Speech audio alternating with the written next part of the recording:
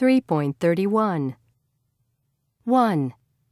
A lot of movies are shot on location. Our car is being repaired today. Andy's bike has been stolen.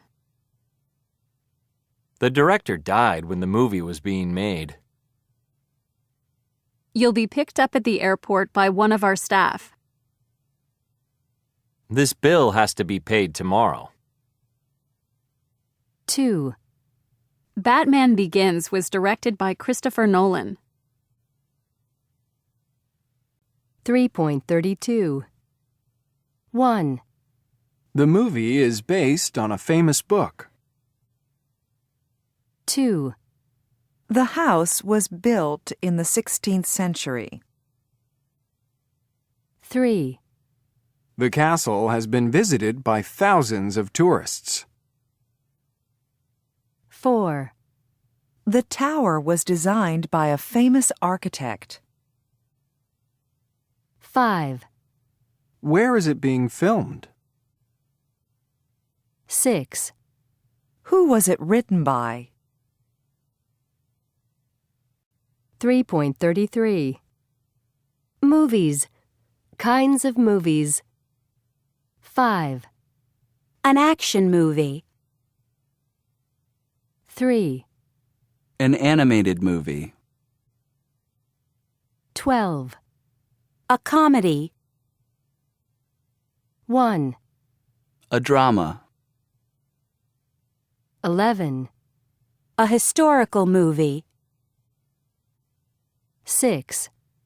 A horror movie. 2. A musical. 10. A romantic comedy. 9. A science fiction movie. 7. A thriller. 4. A war movie. 8. A western. 3.34. People and things. 1. Cast. 2. Star. 3. Soundtrack. 4. Plot. 5. Scene. 6. Audience. 7. Sequel. 8. Special effects. 9. Script. 10. Extra. 11. Subtitles. 12. Review. 3.35. Verbs and phrases. 1. Be. It was directed by Tate Taylor. He was the director. 2. D. It was dubbed into other languages. The voices of foreign actors were used. 3. C. Viola Davis played the part of Abilene Clark. This was her role in the movie. 4. A. The movie is set in Mississippi in the U.S. during the 1960s. It was situated in that place at that time. 5. E. It is based on the novel of the same name by Catherine Stockett. It was an adaptation of the book. 6. F. It was shot on location in Greenwood, Mississippi. It was filmed in the real place, not in a studio. 3.36. So tell me, how did you get involved in the movie, Dagmara? Well, as you probably know, Schindler's List was shot in Krakow, in Poland, which is where I live. I was a university student at the time, studying English. And the film company set up their production office here 3 months before they started shooting the film, and I got a job there as a production assistant, preparing and translating documents and the script. But how did you get the job as Steven Spielberg's interpreter? Well, it was a complete coincidence. Just before the shooting started, there was a big party in one of the hotels in Krakow for all the actors and the film crew, and I was invited too. When I arrived at the party, the Polish producer of the film came up to me and said, "The woman who was going to interpret for Steven Spielberg can't come, so we need you to interpret his opening speech." How did you feel about that? I couldn't believe it. I was just a student. I had no experience of interpreting, and now I was going to speak in front of hundreds of people. I was so nervous that I drank a couple of glasses of champagne to give myself courage. I must have done a pretty good job, though, because soon afterwards, Spielberg came up to me to say thank you, and then he said, "I'd like you to be my interpreter for the whole film." I was so stunned, I had to pinch myself to believe that this was happening to me. 3.37. So what exactly did you have to do? I had to go to the film set every day and translate Spielberg's instructions to the Polish actors and also to the extras. I had to make them understand what he wanted them to do. It was really exciting, and I often felt as if I was a director myself. So was it a difficult job? Sometimes it was really hard. The worst thing was when we had to shoot a scene again and again because Spielberg thought it wasn't exactly right. Some scenes were repeated as many as 16 times, and then sometimes I would think that maybe it was my fault, that I hadn't translated properly what he wanted, so I'd get really nervous. I remember one scene with lots of actors in it, which we just couldn't get right, and Spielberg started shouting at me because he was stressed. Eventually, we got it right, and then he apologised, and I cried a little because I was also very stressed. And after that, it was all right again. So was Spielberg difficult to work with? Not at all. I mean, he was very demanding. I had to do my best every day. But he was really nice to me. I felt he treated me like a daughter. For instance, he was always making sure that I wasn't cold. It was freezing on the set most of the time.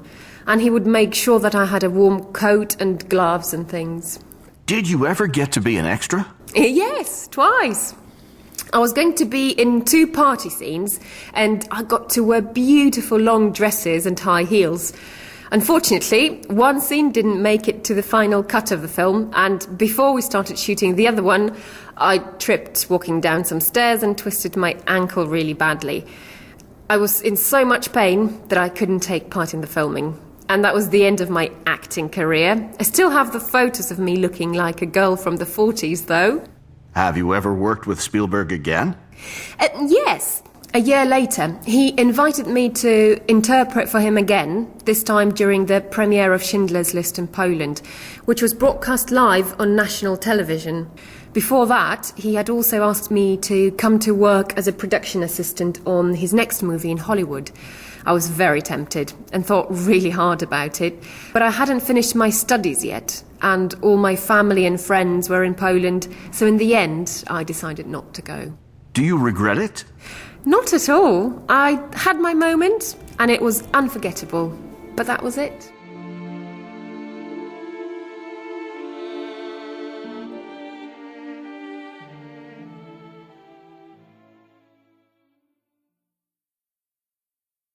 .38. Okay, ladies. Now, can you describe the man you saw in the bank? Well, he was, kind of tall. You know, he had very long legs and very skinny, thin. Yes, very narrow shoulders, and he had a beard and a little mustache. No, he didn't. He had a mustache, but not a beard. It's just that I think he hadn't shaved. No, it was a beard, I'm sure. And anyway, Doris, you weren't wearing your glasses, so you can't have seen him very well. I could see perfectly well. Ladies, please. So, no mustache then? No, he had a mustache, but he didn't have a beard. And what about his hair? Dark. Yes, short, dark hair. Straight? No, curly, I'd say. Wouldn't you say, Doris? Yes, very curly. So, dark, curly hair? Yes, that's what we said. Are you deaf or something? What about his eyes? Did you notice what color they were? Brown eyes, nothing special, and very small. But he had a big nose. Yes, a very big nose. And what time was it when you saw this man? 3.39. The body. Parts of the body. 6. Arms. 8. Back. 16. Ears. 13. Eyes. 9. Face. 7. Feet. 14.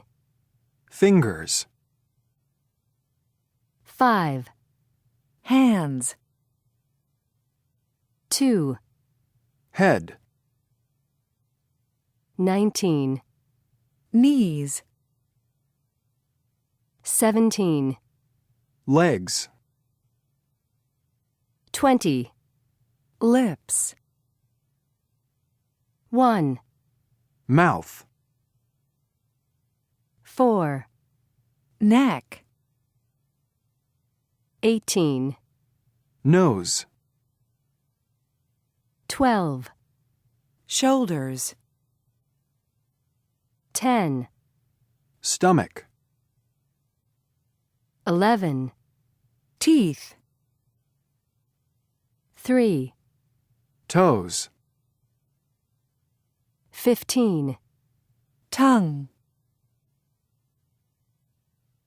3.40. Verbs related to the body. 1. Don't be scared of the dog. He won't bite. 2. Jason kicked the ball too hard, and it went over the wall into the next yard. 3. Don't throw stones. You might hit somebody. 4. Something smells delicious. Are you making a cake? 5. The stranger stared at me for a long time, but he didn't say anything. 6. Can you taste the rice? I'm not sure if it's cooked yet. 7. My dad whistled a tune as he raked the leaves. 8. Don't touch the oven door. It's really hot. 9. The audience clapped when I finished singing. 10. The teacher suddenly pointed at me and said, "What's the answer?" 11. In Russia, if you smile at strangers, people think you're crazy. 12. Everybody nodded in agreement when I explained my idea. 3.41. 1. Bike. I. 2. Train. A. 3. Phone. O. 4. Owl. Ow. 5. Boy. Oi. 3.42. 1. Bike. I. Bite. Eyes. Smile. 2. Train. A. Face. Taste. 3. Phone. O. Nose. Shoulders. Throw. Toes. 4. Owl. Ow. Mouth. Outgoing. 5. Boy. Oi. Pointy. Voice. 3.44.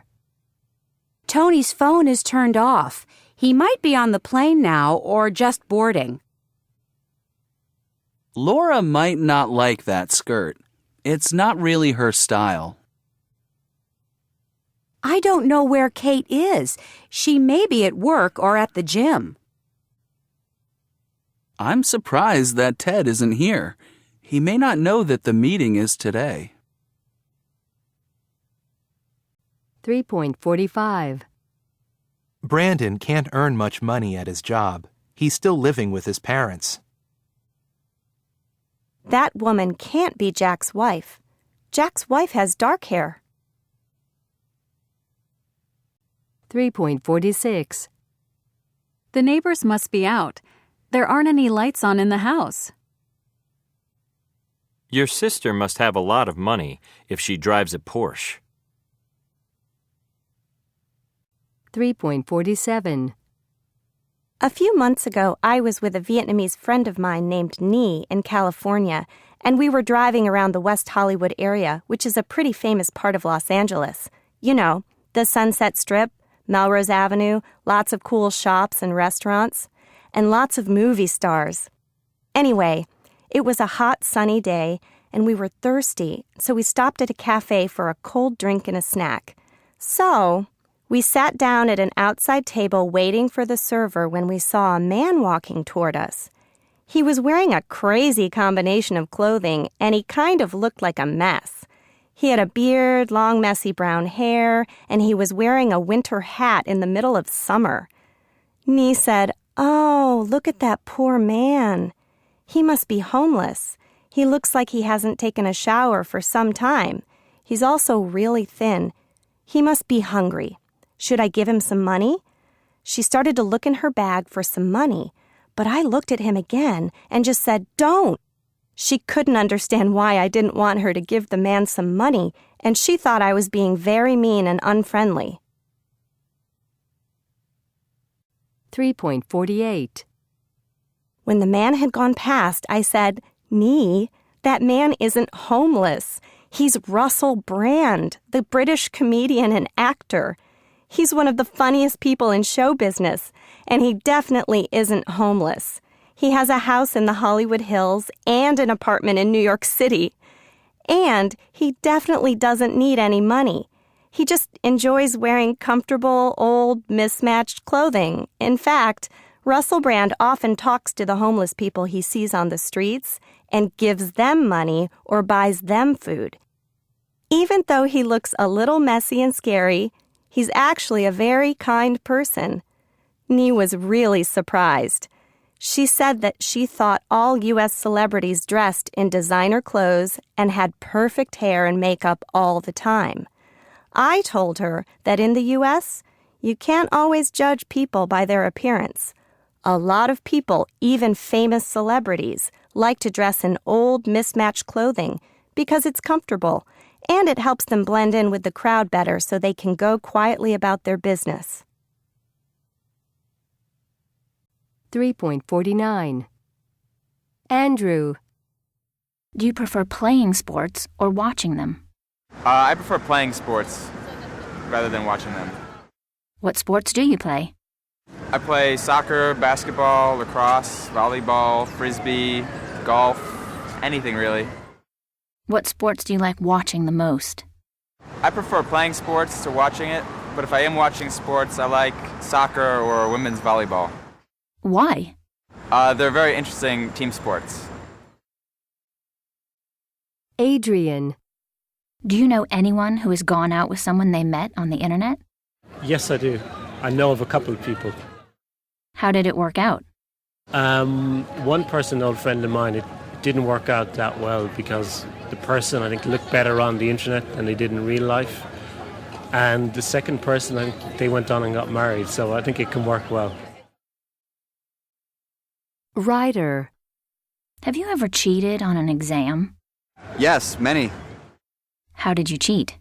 Oh, I've used all different types of techniques. Sometimes I've written things on my palm. Other times I've just put a book on my lap. Sometimes I've put answers on my cell phone. But it was only for subjects that I really didn't like, and I knew that would never have anything to do with my career. So I didn't feel bad about cheating on a math test. Were you caught? I don't think I've ever been caught, no. I'm really good at it. Helen. What's your favorite movie of all time? My favorite film is Dirty Dancing. How many times have you seen it? Probably about 25. Why do you like it so much? Because it has romance, it has dancing, which I like, and it has nice, good-looking men. Rebecca. Do you have a profile picture? I do, yes. What is it? It's a photo of me and my 4 siblings at my sister's wedding a few weeks ago making silly faces. Why did you choose it? I chose it because I think it really captures the sense of fun my siblings and I have together and the way we like to be silly and goof off. 4.2. 1, History. 2, Geography. 3, Literature. 4, Information technology. 5, Physics. 6, Math. 7, Biology. 8, Chemistry. 4.3. Education. The school system in the U.S. and the UK. In the U.S., Many children start their education between the ages of 2 and 4 in preschool. Once a child turns 5, he or she enters the U.S. school system, which is divided into 3 levels: elementary school, middle school, sometimes called junior high school, and high school. In almost all schools at these levels, children are divided by age groups into grades.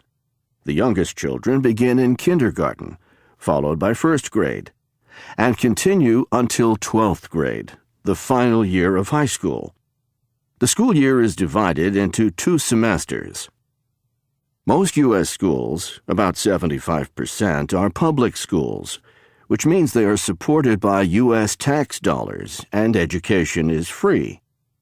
The other 25% are private schools, where parents have to pay. Many of these schools are religious schools, where the teachers may be priests or nuns. If you want to go to college, you have to apply. Admission depends on high school grades, college aptitude test scores, and extracurricular activities. A person who has completed college and has earned a degree is called a college graduate. 4.4. In the UK, Children start primary school when they are 5. Before that, many children go to nursery school. From 11 to 18, children go to secondary school. Some children go to boarding schools, where they study, eat, and sleep. School children are usually called pupils, not students, which only refers to people who are at university. And the person who is in charge of a school is called the head teacher. The school year is divided into 3 terms. Higher education is often called university. 4.5. Verbs. 1, Discipline is very strict in our school. If students behave badly, for example, if they cheat on an exam, they will probably be punished and might even be suspended. 2, Mark has to take an important English exam next week. He hopes he'll pass, but he hasn't had much time to study, so he's worried that he might fail. 4.6. Boot. Rude. Rules. Student. True. Up. Lunch. None. Study. Subject. Bull. Full. Put.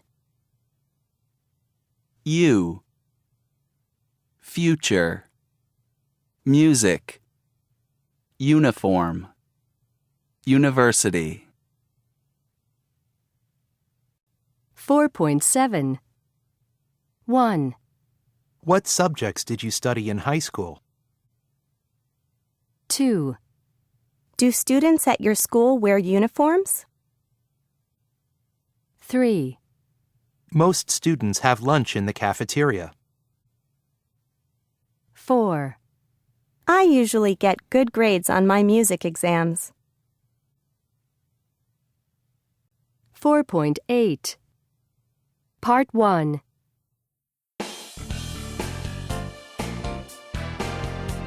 Gareth had only 8 weeks for the experiment, during which time he would be teaching 3 days a week. His aim was to try to improve the boys' reading age by 6 months. On the other 2 days, the boys would have normal classes with the girls. His plan was based on his own experience of being a learner and from talking to educational experts. He had 3 main principles. First, that it was essential to make the work feel like play. "If I can do that, the boys will learn," said Gareth. The second principle was competition. Gareth says, "Boys absolutely love competition. It has gone out of fashion in many schools, but I think it's really important. Boys have to learn to lose and to fail, and to come back from that. If you've never done that until you go for your first job interview and don't get the job, then you've got a problem." The third thing Gareth thought was important was to allow boys to take risks. All kinds of risks. Not just physical risks like climbing trees, but doing things like acting in front of other people. Doing things that are a little scary, but that are very motivating if you manage to do them. 4.9. Part 2. When Gareth started, he made some changes to the way the children were learning. The boys spent a lot of time outside, and they had PE, physical education, every day before regular classes began. They even made their own outdoor classroom. Gareth also tried to involve the boys' parents as much as possible in their education, and he visited them at their homes on several occasions. Gareth set up 3 major activities for the boys to help improve their language skills. The first activity was a school debating competition against the girls. The topic that the children had to debate was, computer games should be banned. When they started to prepare for the debate, the boys weren't very enthusiastic. But soon, they started to get more involved. In the end, the girls won the debate, but the boys had learned to argue and make points to express themselves better. They were disappointed not to have won, but they wanted to do it again. Next, Gareth organized a Reading World Cup, where the boys had to read in teams. Some of the boys couldn't read very well, but they all got very excited about the World Cup and became much more enthusiastic readers. There was a prize for the winners, and this really motivated the boys. Finally, the boys, working with the girls, had to write their own play and perform it at the local theatre. The play they wrote was about Romans and aliens. All the children, Boys and girls worked really hard, and although some of them felt very nervous before they performed the play, it was a great success, and the boys especially were thrilled. Gareth said afterwards, "It was a risk, and it was scary, but it was good scary." 4.10 Part 3 The boys had a great time with Gareth as their teacher, but at the end of the 8 weeks, had their reading really improved?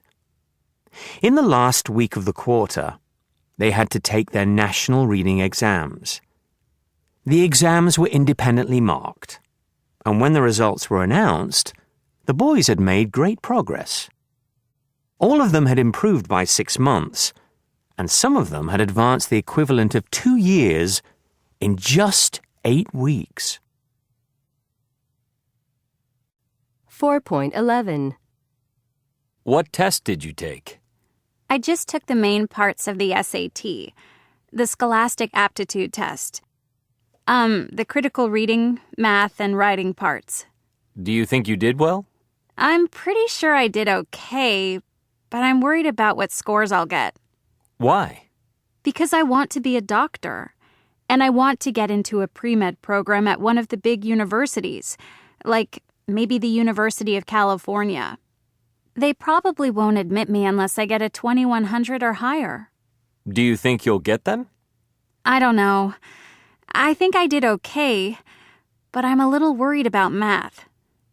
When will you get your results? They'll go online next week. Believe me, as soon as they're online, I'll look up my scores. And how will you celebrate if you get high scores? I don't want to plan any celebrations until I get the results. What will you do if you don't get the scores you need? I don't want to think about it. If I don't get into a good college, my parents will kill me. No, I'm joking.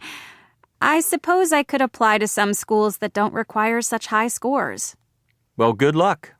Thanks.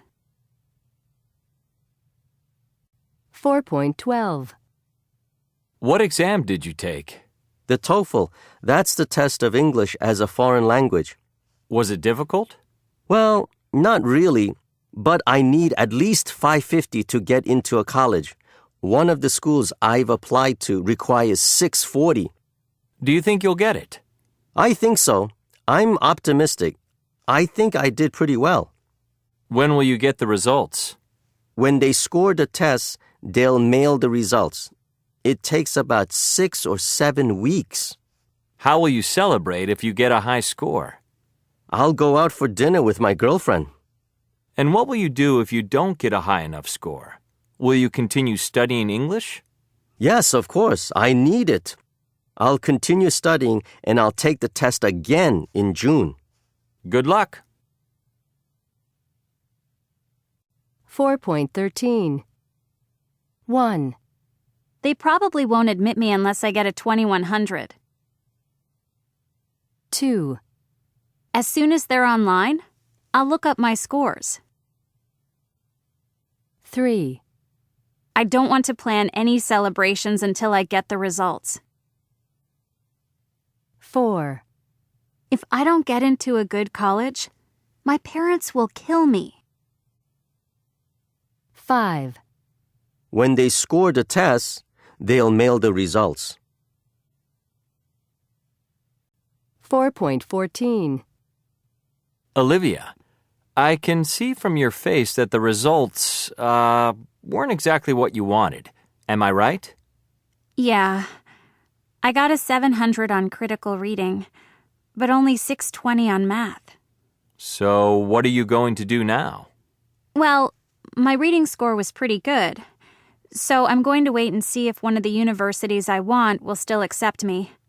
If not, I'll try to find other schools that will take me. Were your parents angry? No, they've been really nice about it. They know how disappointed I am. Besides, it's not like my scores were really bad. Well, Woo-sung, how did you do?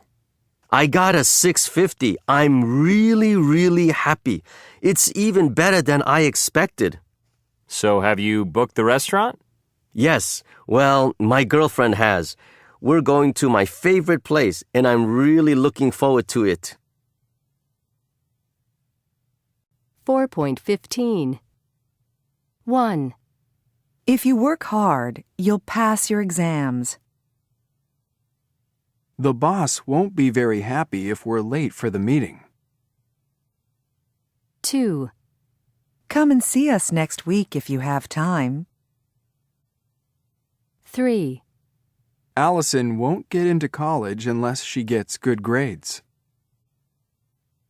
I won't go unless you go too. 4.16.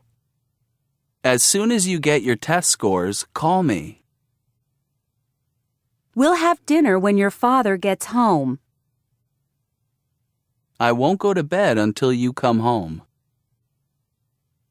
I'll have a quick lunch before I leave.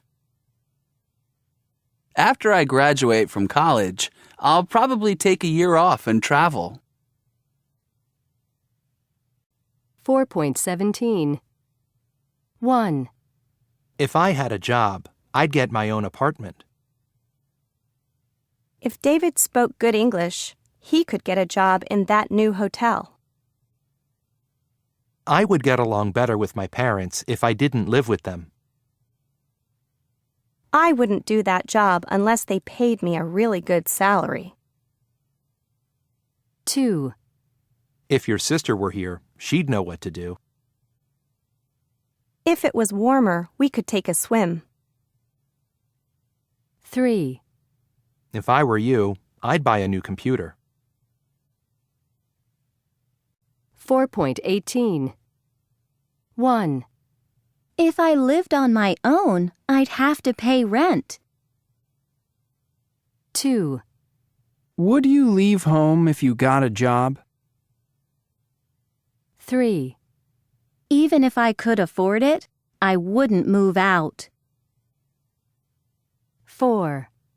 If it were my apartment, I'd be happy to do the cleaning. 5. I'd get along better with my parents if I didn't live at home.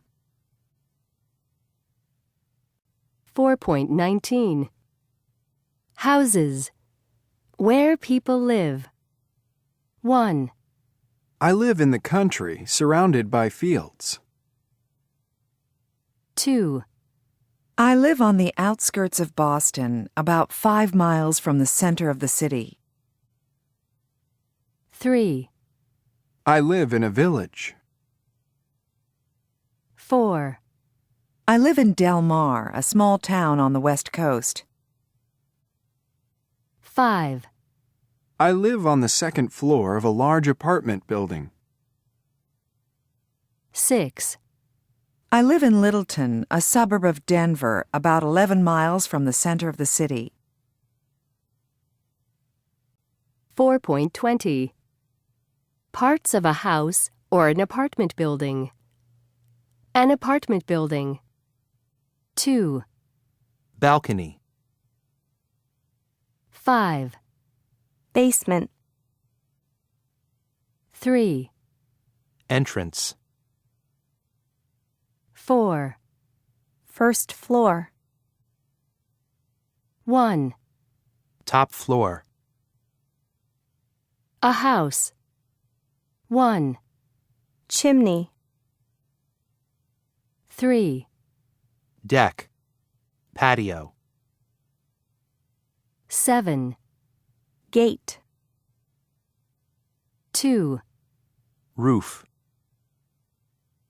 4. Steps. 5. Walkway. 6. Wall. 4.21. Describing a house or an apartment. 2. I live in a cabin in the woods. It's old and made of logs. The rooms have very low ceilings. There's a fireplace in the living room, and it's very cozy in the winter. 1. I live in a modern apartment in the city. It's spacious and very light. with wood floors and big windows. 4.22.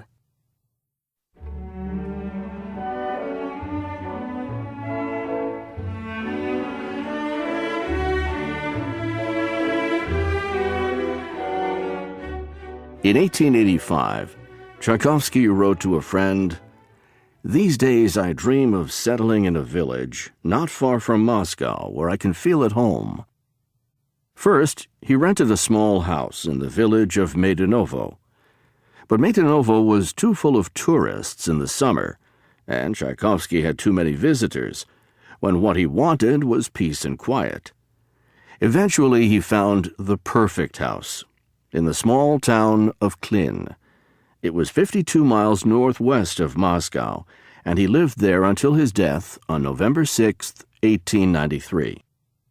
It is the place where he wrote his last major work, Symphony No. 6, or the Pathétique as it's sometimes called.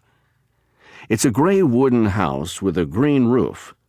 Tchaikovsky's servant Alexei lived on the first floor, and the kitchen and dining room were on the second floor. Tchaikovsky himself lived on the third floor. The living room and study, where his piano is located, is the largest room in the house, and there is a fireplace and a bookcase with his music books. His writing desk, where he wrote letters every morning after breakfast, is at the end of the room. But the place where he composed music was in his bedroom, on a plain, unpainted table overlooking the yard. In his final years, Tchaikovsky's great love was his yard. It was not a neat English-style garden, but more like a forest. He adored flowers, particularly lilies of the valley, and after his death, his brother Modest, who had decided to turn the house into a museum, planted thousands of lilies of the valley around the yard. In 1917, after the Bolshevik Revolution, an anarchist named Doroshenko lived there with his family. People say that he fired shots at the portrait of Pope Innocent hanging in one of the bedrooms. He was finally arrested in April, and the house became the property of the state. Since 1958, the winners of the annual International Tchaikovsky Competition have all been invited to come to Klin to play his piano. And there is a tradition that each musician plants a tree in his yard, in the hope that, like his music, it will remain beautiful forever.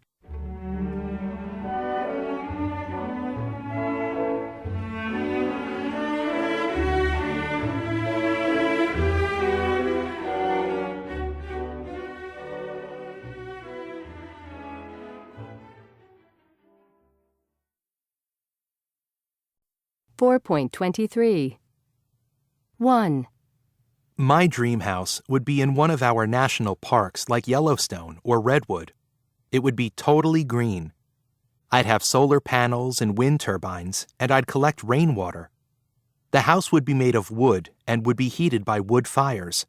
I would try to live off the land as much as possible, and I'd plant vegetables and fruit, and maybe have chickens. It would all be organic, with no pesticides or anything like that. 2.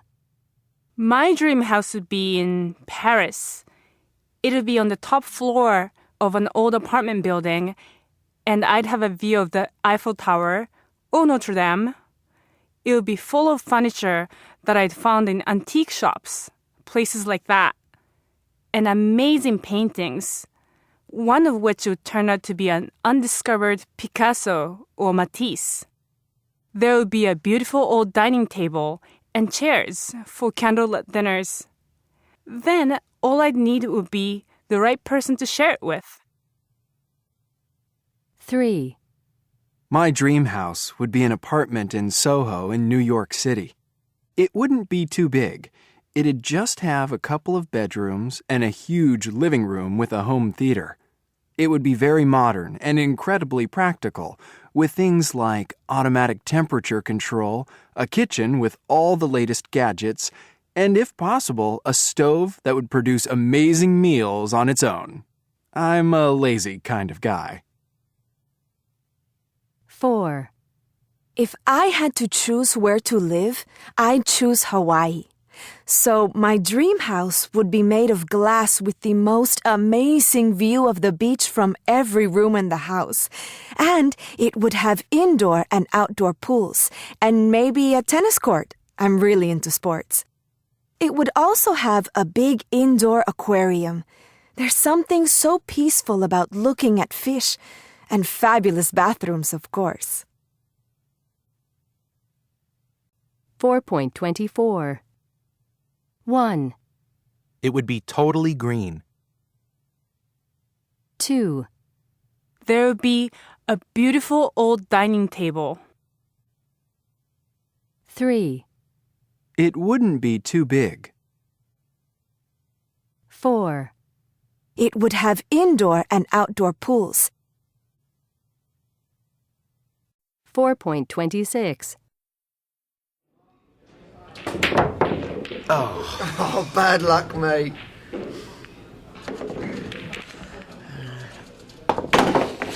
Yes. Nice shot. I've had years of practice. You used to play pool a lot at university. You did too? Yeah. I don't really have the time anymore. Or anybody to play with. Oof. So, what do you do in your free time? The magazine keeps me pretty busy. And when I'm free, I'm usually with Jenny. Your turn. Don't blow it.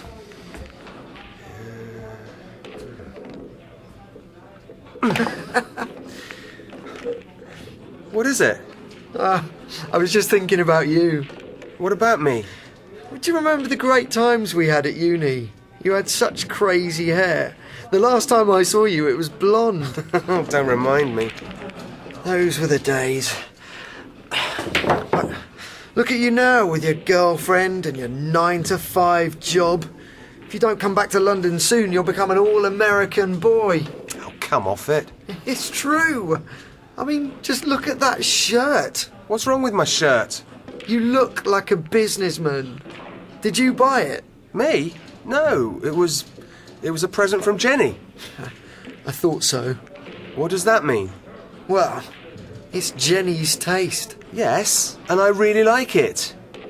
Jenny seems to know what she wants, and she probably gets it. That's one of the things I like about her. Oh, terrible. You said it. Sorry, Paul. We've got to go. Oh, come on, Rob. We haven't even finished the game. Another time. Jenny's waiting for us. Jenny. Right.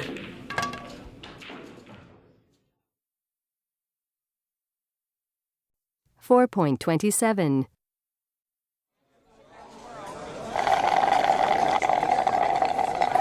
Oh, yeah. That was good. So, what should we do now? What do you want to do?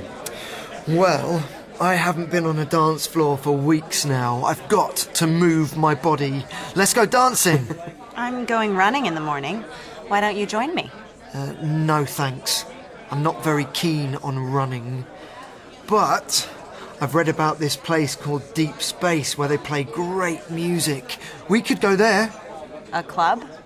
Don't you feel like dancing? Not on a Wednesday night. How about going to the late show at MoMA?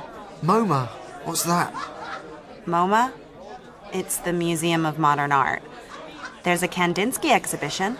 That isn't exactly my idea of a great night out. What about staying in and watching a movie on TV? I'm in New York. I can watch TV anywhere. Oh. Who's that?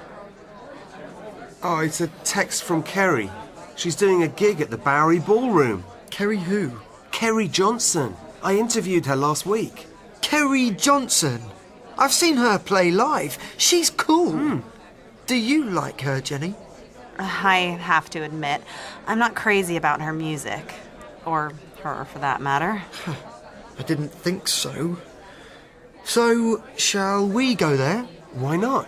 Actually, Kerry's staying very near here, and she doesn't know New York very well. We could meet her outside and go together. That's a great idea. I'll send her a text. I think I might have an early night. You two can go on your own. Are you sure you don't mind? Of course she doesn't mind. No, Rob, it's fine. I have another busy day tomorrow. You do too, actually. I know, we're meeting Dawn. I haven't forgotten. Oh. Ah, it's Kerry. She's on her way now. What are we waiting for? Let's go.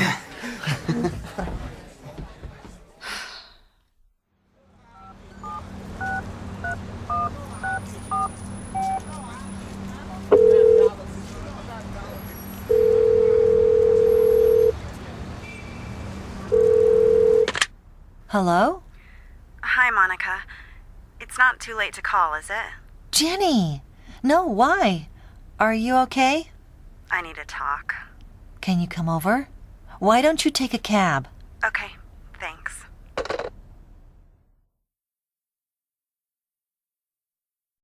$4.28. 1.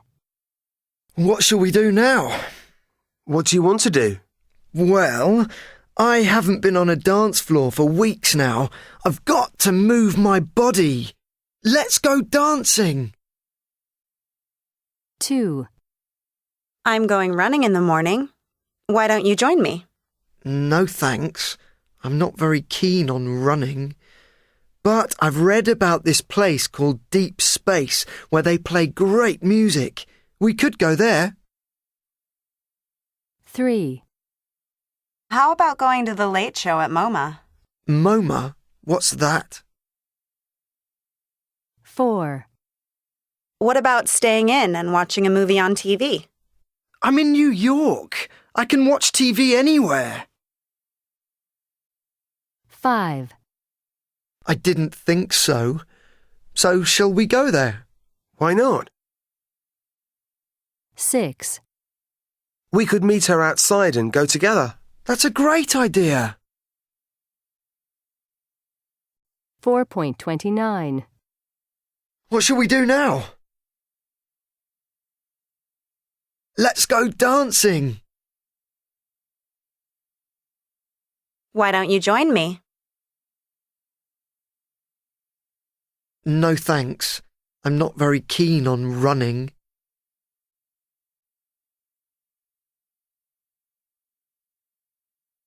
We could go there. How about going to the late show?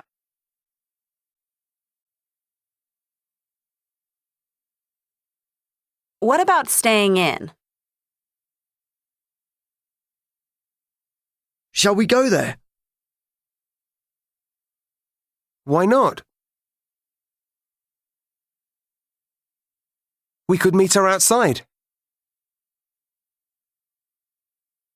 That's a great idea.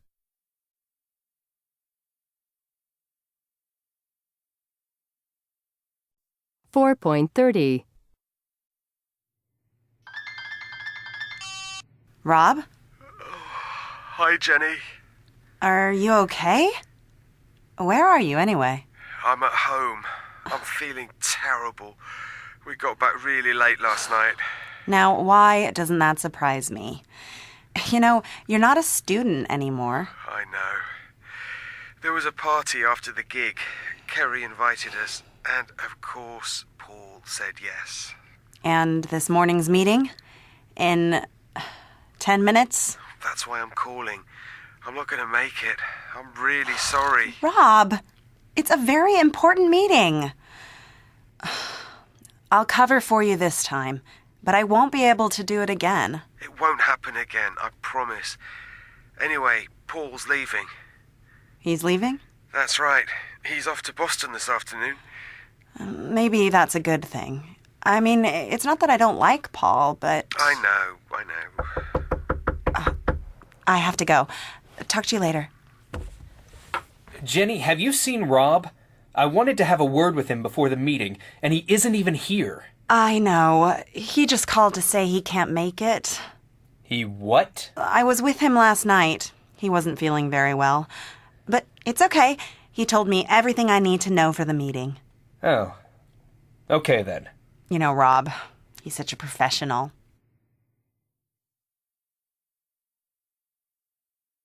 4.31. Where are you anyway? That's why I'm calling. I'm not going to make it.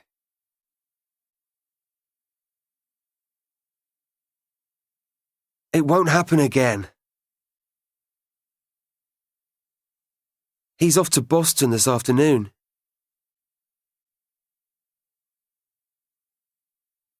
I mean, it's not that I don't like Paul, but...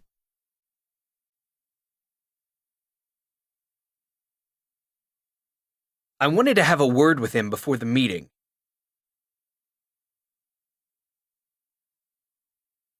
He's such a professional.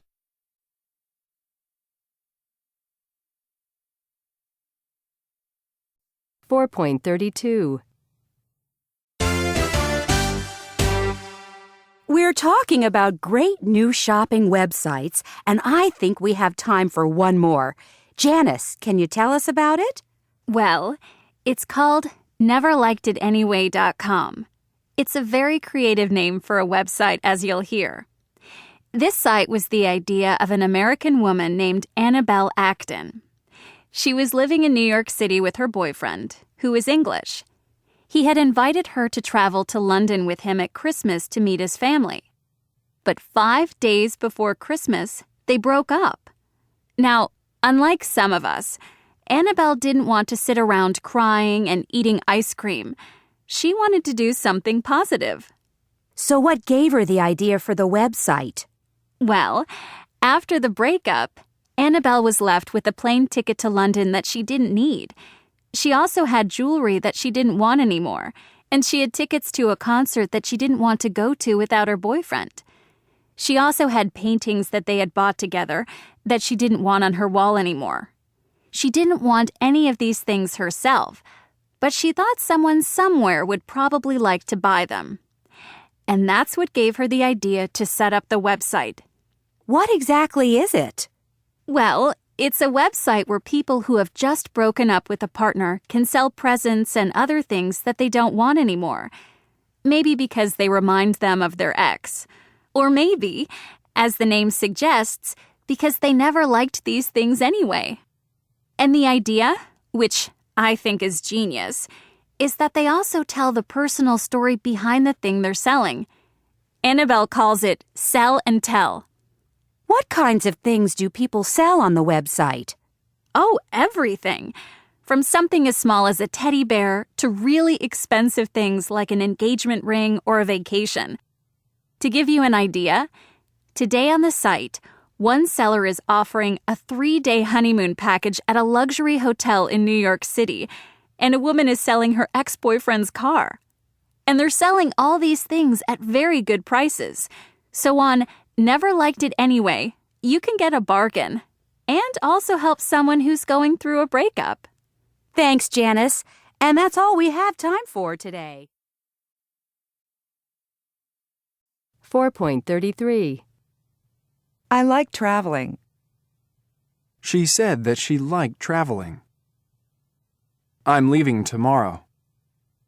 He told her that he was leaving the next day. I'll always love you. He said that he would always love me. I passed the exam. She told me that she had passed the exam. I've forgotten my keys. He said that he had forgotten his keys. I can't come. She said that she couldn't come. I may be late. He said that he might be late. I must go. She said that she had to go. 4.34. Are you married? She asked him if he was married. Did she call? He asked me whether she had called. What's your name? I asked him what his name was. Where do you live? He asked me where I lived. 4.35. Do you usually go shopping on the weekend? What kinds of things do you buy? Did you go shopping last Saturday? What's the next thing you're going to buy? 4.36. Train. A. Complain. Email. Obtain. Paid. Painting. Chair. Air. Airline. Fare. Hairdresser. Repair. Computer. Bargain. Captain. Villain. 4.37. 1. I'm going to write an email to the airline to complain.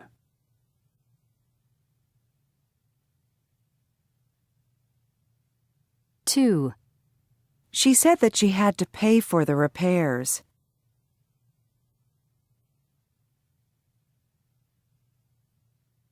3. The captain found a bargain at the sale.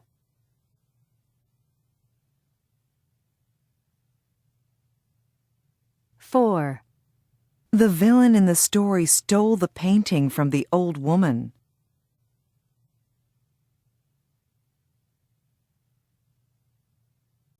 4.38. Word building. Making nouns from verbs. 1. Compensation. Demonstration. Explanation.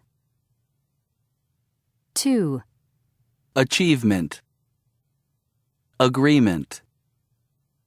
Argument. Attachment. Payment. 3. Choice. Complaint. Delivery. Loss. Response. Sale. Success. 4.39. 1. Have you ever opened an attachment on an email that contained a virus? 2. Do you often have arguments with your family? What about? 3. Do you prefer reading grammar explanations in your own language, or do you think it's better to read them in English? 4. Have you ever made a complaint to a company and gotten compensation? 5. Do you think that there's too much choice when you're shopping, for example, for a new phone? 6. Have you ever been in a demonstration? What were you protesting about? 4.40. 1. I was at Sydney Airport in Australia, and I got a taxi to take me to the hotel. A few minutes after he'd left the airport, the taxi driver said that his meter was broken, but that he would charge me $50, which was what he said the trip usually cost. It was my first time in Sydney, and of course, I didn't have a clue what the usual fare was, so I just said okay. But later, when I was checking into the hotel, I asked the receptionist what the usual taxi fare was from the airport, and she said about $35. I was really annoyed, and I sent an email to the taxi company, but I never got a reply. 2. I was traveling in the UK. It was a work trip, and I knew that I was going to have to answer a lot of emails during that time. So I booked a hotel in Liverpool where they advertised Wi-Fi in all the rooms. When I arrived, it turned out the hotel charged £16 for 24 hours of Wi-Fi, which is about the same as I pay for a month of internet at home. I complained to the man at reception, but all he said was that I could use the Wi-Fi in the lobby, which was free. I wasn't very happy about it. Hotels used to make a lot of money from customers by charging a ridiculous amount for phone calls. Now that everybody uses their cell phones to make phone calls, Some hotels now charge a ridiculous amount for Wi-Fi. 3. I was in an Italian restaurant in New York City recently, and I ordered manicotti, which is a kind of pasta, a little like cannelloni, and it's filled with cheese and served with tomato sauce. Well, when it arrived, the tomato sauce was really hot, but the pasta and the filling were cold. It was like they were still frozen. Anyway, I called the waitress, and she said that it couldn't be cold. So I said, "Sorry, it is cold. Do you want to try it?" So she took it back to the kitchen, and later the manager came out and apologized. And when I finally got the dish, it was good, hot all the way through. But I'd had to wait a long time for it. But later the manager came out again and offered me a free dessert. So I had a delicious tiramisu for free. 4.41. Claire worked for a marketing company. She had to work very hard and work overtime. She made a good salary, but she didn't like her boss. They had an argument, and Claire was fired. She was unemployed and had to look for a job. She applied for a lot of jobs and sent in resumes. She had some interviews, but didn't get the jobs. She decided to set up an online business selling birthday cakes. Her business is doing very well. Claire is a success. 4.42. Work. Verb phrases. 1. Dan has to work a lot of overtime. He has to work extra hours. 2. Matt got promoted last week. He was given a more important job. 3. Most nurses have to work shifts. Sometimes they work during the day and sometimes at night. 4. A man in our department was fired yesterday. He lost his job because of poor performance. 5. Colin was downsized last month. He lost his job because the company didn't need him anymore. 6. The politician is going to resign. He has decided to leave his job. 7. Lillian is going to retire next month. She's 65 and she's going to stop working. 8. Angela has set up a business to sell clothes online. She had the idea and has started doing it. 9. Everyone in the office has to take a training course. They need to learn how to use the new software. 10. She applied for a job. She replied to an advertisement and sent in her resume. 4.43. Saying what you do. A. 1. I'm unemployed. 2. He's self-employed. 3. She's well qualified. 4. It's a temporary job. 5. It's a part-time job. B. 1. I work for a multinational company. 2. I'm in charge of the marketing department. 3. I'm responsible for customer loans. 4. I'm in school. 5. I'm in my 3rd year. 4.44. Word building. A. 1. Promote. Promotion. 2. Apply. Application. 3. Retire. Retirement. 4. Employ. Employment. 5. Qualify.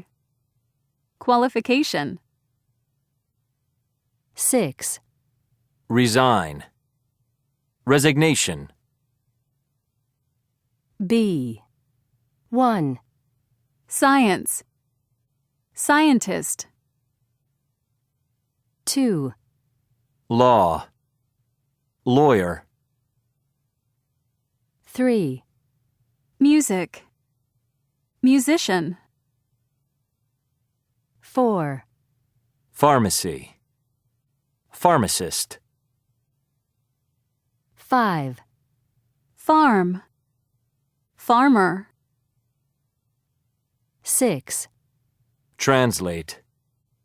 Translator. 4.45. 1. Apply. 2. Salary. 3. Downsize. 4. Experience. 5. Overtime. 6.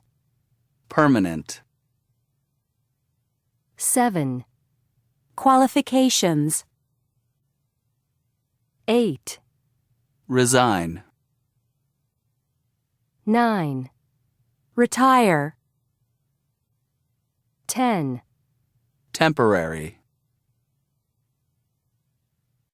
4.46. 1. I'm not very good at remembering names. Katie's given up eating junk food.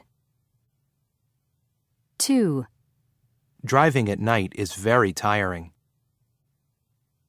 Shopping is my favorite thing to do on weekends. 3. I hate not being on time for things. I don't mind getting up early.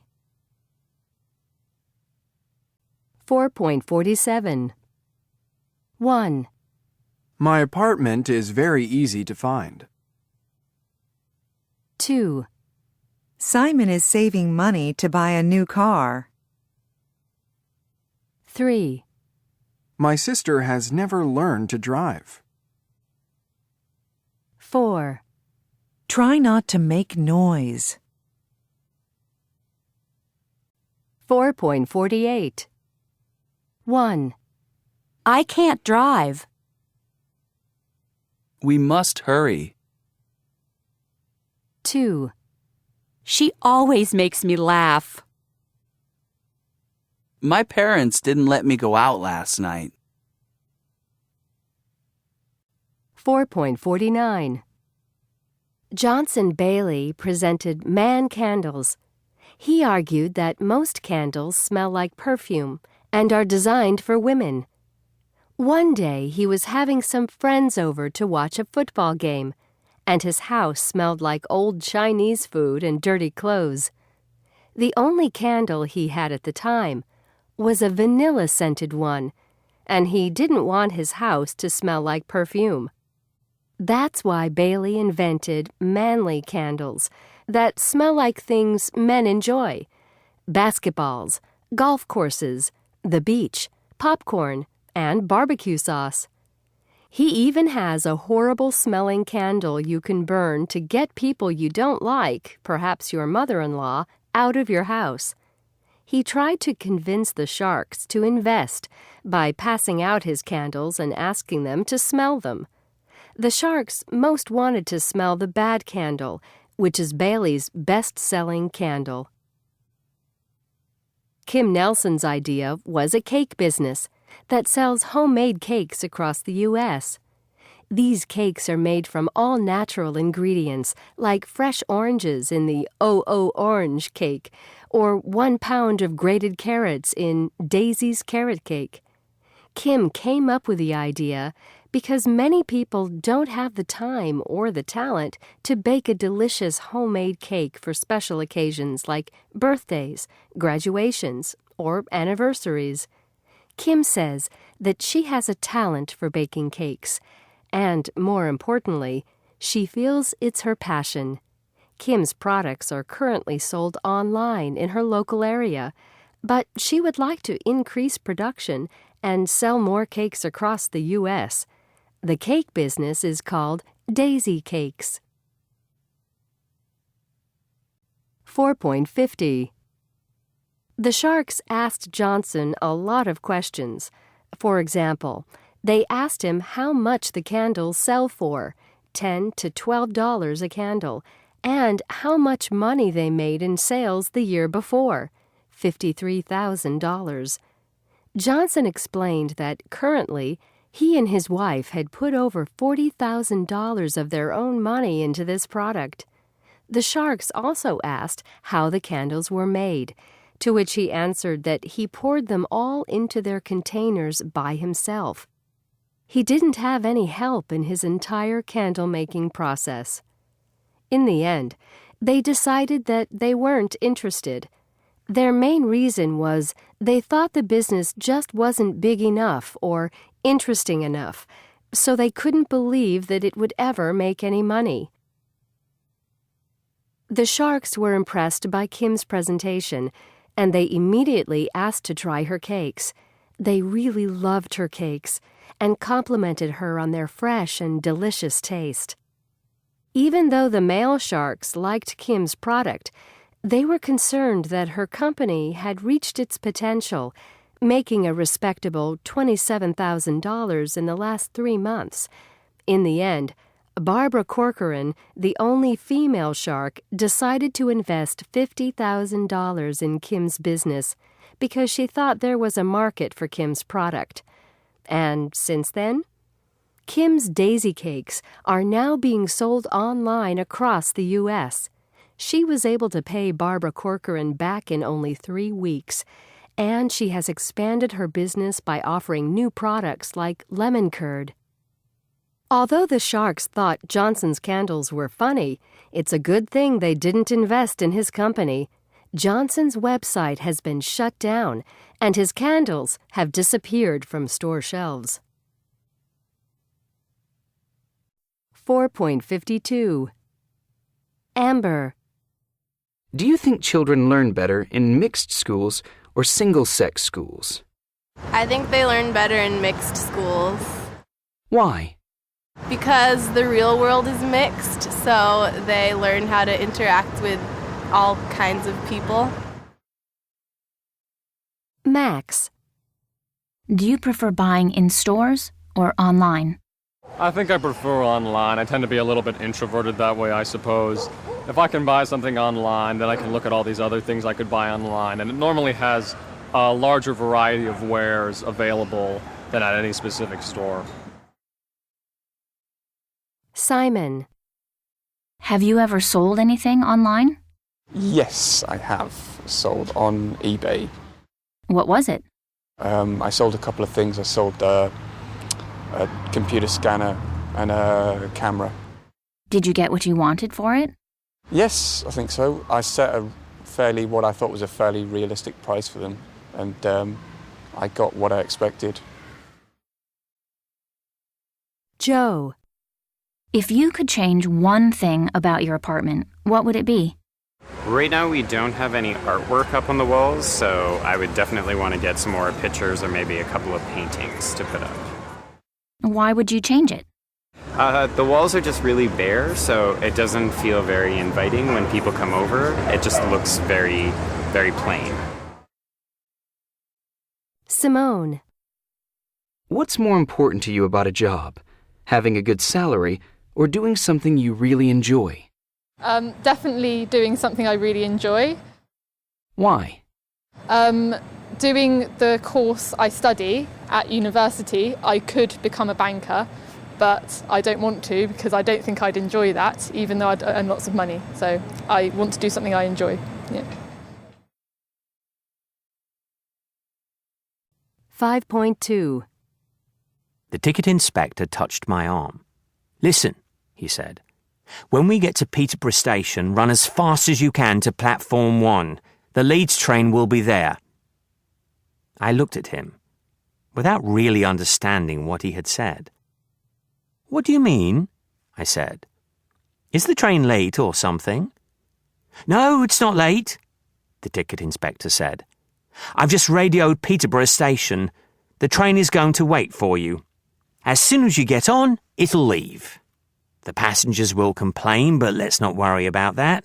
You'll get home, and that's the main thing." And he walked away. I suddenly realized what an amazing thing he had done. I got up and went after him. I wanted to give him everything I had, all the money in my wallet, but I knew he would be offended. I grabbed his arm. I just wanted to... But I couldn't continue. "It's okay," he said. "No problem." "I wish I had a way to thank you," I said. "I really appreciate what you've done." "No problem," he said again. "Listen, if you want to thank me, the next time you see someone in trouble, help them. That will pay me back. And tell them to do the same to someone else. It'll make the world a better place." When the train stopped, I rushed to platform 1. And sure enough, the Leeds train was there waiting. And a few hours later, I was with my mum in hospital. Even now, years later, whenever I think of her, I remember the good ticket inspector on that late-night train to Peterborough. It changed me from a young man who was nearly a criminal into a decent human being. I've been trying to pay him back ever since then. 5.3. If I'd known about the meeting, I would have gone. If James hadn't gone to the training course, he wouldn't have met his wife. You wouldn't have lost your job if you hadn't been late every day. Would you have gone to the party if you'd known Lisa was there? 5.4. 1. If I'd known you were sick, I would have come to see you. 2. If the weather had been better, we would have stayed longer. 3. If I hadn't stopped to get gas, I wouldn't have been late. 4. We would have missed our flight if it hadn't been delayed. 5.5. 1. It would have been much quicker if we'd taken a taxi.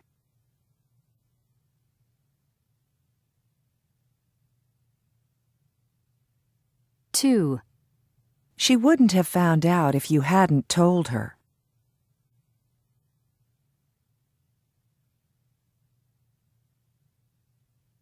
3. The tickets would have been cheaper if we'd booked them earlier.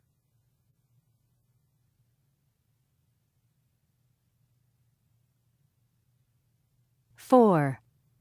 If you hadn't done your homework so quickly, you wouldn't have made so many mistakes.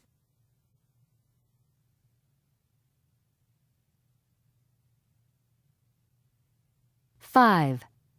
I would have lent you some money if you'd asked me.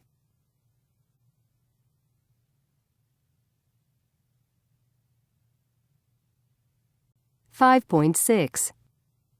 Apart from the hockey players, he also gives the examples of the Beatles, the most famous rock band of all time, and Bill Gates, the founder of Microsoft. The Beatles were really lucky to be invited to play in Hamburg in 1960. The club owner who invited them usually only invited bands from London, but on one trip to the UK, he met an entrepreneur from Liverpool who told him that there were some really good bands in that city. When the Beatles arrived in Hamburg, they had to work incredibly hard. They had to play for up to 8 hours a night in the club 7 nights a week. As John Lennon said later, "We got better and we got more confidence. We couldn't help it with all the experience we got from playing all night long in the club."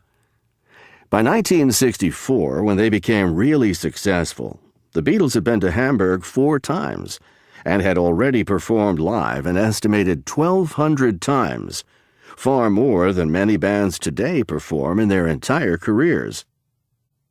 Bill Gates's huge stroke of good luck came in 1968, when the high school he was attending decided to spend some money they'd been given on a computer. This computer was kept in a little room that then became the Computer Club. In 1968, most colleges didn't have a computer club, let alone schools. From that time on, Gates spent most of his time in the computer room because he and his friends taught themselves how to use it. It was my obsession, Gates says of those early high school years. I skipped sports. I went up there at night. We were programming on weekends. It would be a rare week that we wouldn't get 20 or 30 hours in. So Gates was unbelievably lucky to have access to a computer. But of course, he also put in all those hours of practice, too. Talent, Gladwell concludes, is obviously important, but there are many talented people out there. What makes just a few of them special is that they are lucky and that they put in far more hours of practice than the rest. 5.7 Word building. Making adjectives and adverbs. Luck. Lucky. Unlucky. Luckily. Unluckily. Fortune. Fortunate. Unfortunate. Fortunately. Unfortunately. Comfort. Comfortable. Uncomfortable. Comfortably. Uncomfortably. Patience. Patient. Impatient. Patiently. Impatiently. Care. Careful. Careless. Carefully. Carelessly. 5.8 1. The beach was beautiful, but unfortunately it rained almost every day. 2. My new shoes are very comfortable. I wore them for the first time yesterday, and they didn't hurt at all. 3. He took the exam quickly and carelessly, and so he made a lot of mistakes. 4. We were really unlucky. We missed the flight by just 5 minutes. 5. Jack is a very impatient driver. He can't stand being behind someone who is driving slowly. 6. It was a bad accident, but luckily nobody was seriously hurt. 7. It was raining, but fans waited patiently in line to buy tickets for tomorrow's concert. 8.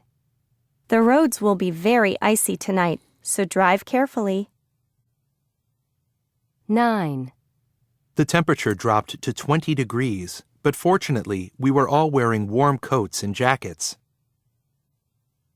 10. The bed in the hotel was incredibly uncomfortable. I hardly slept at all. 5.10 1. My uncle and aunt have a lot of money. Nina has lots of clothes. 2. James eats a lot. 3. There aren't many cafes near here. Do you have many close friends? Do you watch much TV? I don't eat much chocolate.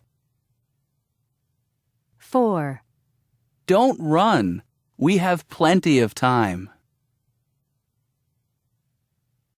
5.11 1. Do you want some more ice cream? Just a little. The town only has a few movie theaters. 2. I'm so busy that I have very little time for myself. Sarah isn't popular and she has very few friends. 5.12. 1. I don't like this city. It's too big and it's too noisy. 2. There's too much traffic and too much noise. There are too many tourists and too many cars. 3. There aren't enough parks and there aren't enough trees. The buses aren't frequent enough. The buses don't run frequently enough. 5.13. 1. There isn't any room in the car. We don't have any eggs. 2. There's no room in the car. We have no eggs. 3. How many eggs do we have? None. I've used them all. 5.14. Up. Enough. Tough. Saw. Awe. Bought. Brought. Caught. Cough. Daughter. Thought. Phone. Although. Cat. Laugh. Boot. Through. 5.15. 1. I thought I'd brought enough money with me. 2. My daughter caught a bad cold. 3. I bought it although it was very expensive. 4. We've been through some tough times. 5. I didn't laugh. It was a cough. 5.16. 1. A switch. 2. A plug. 3. Headphones. 4. A remote control. 5. A screen. 6. A keyboard. 7. A mouse. 8. A speaker. 9. A flash drive. 10. An adapter. 11. A USB cable. 12. An outlet. 5.17. 1. C. I changed the heat from 70 degrees to 62 degrees. I turned it down. 2. F. I disconnected my iPod from the computer. I unplugged it. 3. D. I increased the volume on the TV. I turned it up. 4. A. I pressed the off button on the TV. I switched it off. 5. G. I programmed the alarm on my phone. I set it for 7:30. 6. E. I put my phone charger into an outlet. I plugged it in. 7. B. I pressed the on button on my laptop. I switched it on. 5.18. A. I switched it off. B. I switched it on. C. I turned it down. D. I turned it up. E. I plugged it in. F. I unplugged it. G. I set it for 7:30.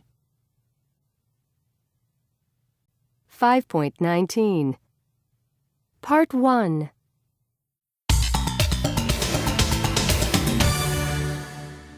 And now it's time for our Book of the Week, which is The Winter of Our Disconnect by Susan Moshart. Jeremy, to start with, it's a good title, isn't it? Yes, amazing. And it was a fascinating experiment and a good read. Tell us about it. Well, Susan Moshart is a journalist who's raising 3 teenage children.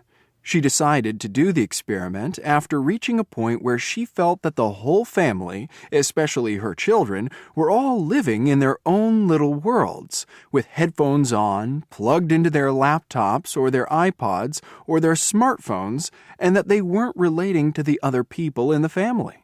So, it wasn't just her children who were permanently plugged into an electrical device. Well, she admits that she herself was addicted to her phone and to her iPod and her laptop, and that she was constantly reading news sites and Googling information. But it was really her children who were totally dependent on new technology. In the book, she makes the interesting distinction between digital immigrants and digital natives. What does that mean? She describes herself as a digital immigrant. That's to say, someone who didn't grow up with digital technology, which is really anyone who was born before 1980.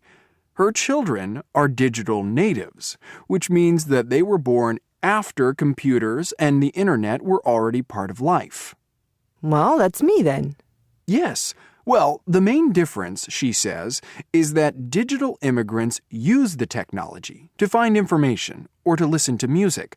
But digital natives live and breathe the technology. So for them, living without it is like living without water, without electricity, in the Dark Ages. What were the rules of the experiment? The family had to live for 6 months without using any electrical gadgets in the house with a screen. So no smartphones, no TVs, no laptops or computers, no video consoles, and no iPods. They were allowed to use technology at school or at friends' houses or in internet cafes, and they were allowed to use landline phones. But everything else was switched off for the whole 6 months. 6 months? How on earth did she get the children to agree? She bribed them. She told them that she was going to write a book about the experiment and that they would share in any profits that she made from the book. Wow, that was very smart of her. 5.20. Part 2. So, what were the results? Was it a positive experience? At the end of the book, Susan says that it was a positive experience in every way. At first, of course, the kids complained bitterly. They kept saying they were bored. But then they started to talk to each other again, to go and sit in each other's rooms and talk. They got interested in cooking and reading. They went to the movies together. They played CDs on the CD player, and they actually sat and listened to the music instead of just having music on their headphones all the time as background music. And Susan's 15-year-old son started playing the saxophone again. He'd stopped playing a few years before, but then he started taking lessons again and even started giving concerts. Oh, and the children said that they slept better. Oh, well, that's good, yeah. What about the children's schoolwork? I mean, nowadays we sort of assume that everyone needs the internet to do research for homework and so on. In fact, the children's report cards showed that they all improved. When they needed the internet, they used the computers at school or at college. The eldest daughter was in college. Or they went to friends' houses. But when they did their homework, they did it better than before because they weren't multitasking. They weren't doing homework and listening to music and sending messages all at the same time. so they concentrated better and their schoolwork improved. What about Susan, the mother? Did she find it difficult to live without modern technology? What she found most difficult was writing her weekly article for the newspaper because she had to do it by hand and not on her laptop. She says that at the beginning her hand used to really ache. She just wasn't used to writing by hand anymore. But that was just a small problem. Any other negatives? Well, of course, the phone bill for their landline was huge. Has the experiment had a lasting effect? Susan says that it has. She thinks that they all get along much better as a family. Her son is still playing the saxophone, and he sold his video console. They've all realized that we live in a digital world, but that we need to disconnect from time to time and to reconnect with the people around us. So they have new rules in the house, like no TVs in bedrooms and no TV in the kitchen where they eat, and no wasted hours on the internet. Sounds great. That would be a good rule for me, too. 5.21 Part 3 Okay, so imagine you all did the experiment. What would you miss the most? Sally? Well, I already live without the internet many weekends because we have a house in the country in the middle of nowhere where there's no internet service. So I know that what I would miss most is being able to Google information, like the phone number of a restaurant or what time a movie starts, or even, dare I say it, the sports scores. I don't have a TV, so I wouldn't miss that, but I would miss not having the internet. Andrew?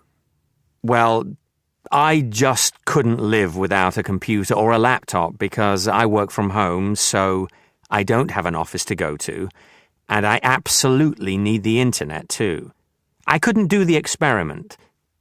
I just wouldn't be prepared to go to an internet cafe all day to work. Susan, the journalist who did the experiment, only had to write 1 column a week. But I work from home 8 hours a day. Jeremy? I think I could do it. I think I could easily live without any of these electrical gadgets at home. I mean, I have my office, so I could use the internet there. I don't use an iPod. I still prefer to listen to CDs. You old dinosaur. Yes, I know. And I don't watch much TV. I am very attached to my BlackBerry, but I wouldn't mind using a regular phone for 6 months. I don't think there's anything I'd miss too much. And finally, Chloe, our only digital native. Well, I'm sorry, but I just wouldn't be prepared to even try the experiment, not even for a week, let alone 6 months. I wouldn't be prepared to live without my phone. I use it for everything. Calling, music, the internet. So no, I wouldn't do it. Not even if you were offered money? It would have to be a huge amount of money. No, I'm definitely not going to do it. 5.22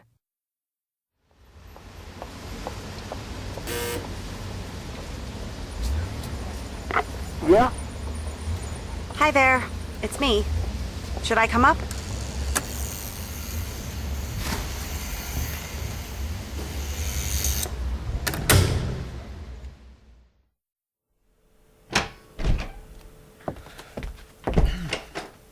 Paul. That's right. Hi. Hi. Are you okay? Yes, fine, thanks. It's just that What? I wasn't expecting to see you. Really? Well, as you can see, I'm still here. It seems Rob just can't live without me. Yeah, he's going to miss me when I'm gone. But not for long. We'll meet up again when he goes back to London. Goes back? Yeah. He told me last night that he was planning to leave New York pretty soon. He what? Oh, hi, Jenny. Do you want some breakfast? I've got bagels. No, thank you, Rob. Why don't you two enjoy them? Ooh, What's wrong? No idea. I just said you were planning to leave New York soon, and she... You what? I didn't say that. You didn't have to. This New York life isn't you, Rob, and you know it. No, I don't. I like New York, and Jenny's here. Oh, come on. What's the big deal? It's not like you want to marry her. Well... What? You do? Look, Paul, I'm serious about New York, and I'm serious about Jenny. And I want you to leave, today. You're joking, mate. No, I'm not. I'll even buy the ticket. 5.23. Hi, Jenny. Rob? Paul told me what he said to you, and it's not true. I'm not planning to leave New York. Oh, really? Could you tell me why Paul is still in your apartment? Well, he couldn't get a ticket to Boston. But you told me he was going a few days ago. Or was that another lie? No, of course it wasn't. He couldn't get a ticket.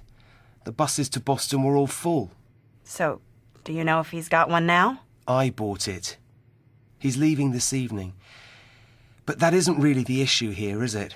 You have to believe me, I don't want to leave New York. How can I believe you? I know you're missing London because you said the same thing to Carrie at the restaurant.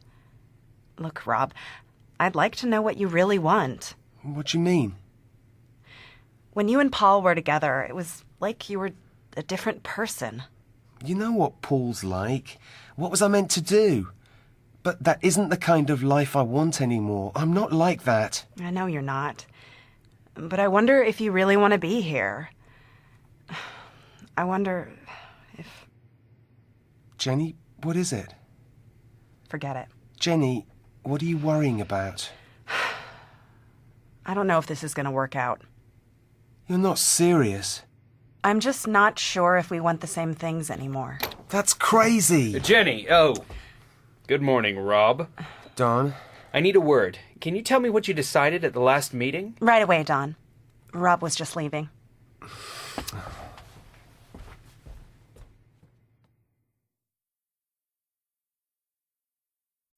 (5.24) 1. Could you tell me why Paul is still in your apartment? Well, he couldn't get a ticket to Boston. 2. Do you know if he's got one now? I bought it. He's leaving this evening. 3. Look, Rob, I'd like to know what you really want. What do you mean? 4. I wonder if you really want to be here. I wonder if... Jenny, what is it? 5. I need a word. Can you tell me what you decided at the last meeting? Right away, Don. Rob was just leaving. 5.25 Could you tell me why Paul is still in your apartment?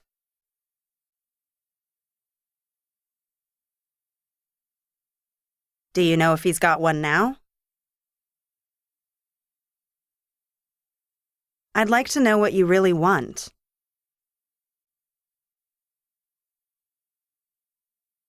I wonder if you really want to be here. Can you tell me what you decided at the last meeting?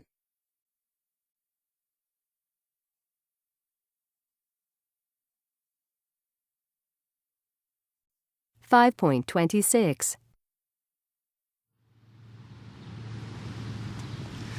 But what can I do, Jenny?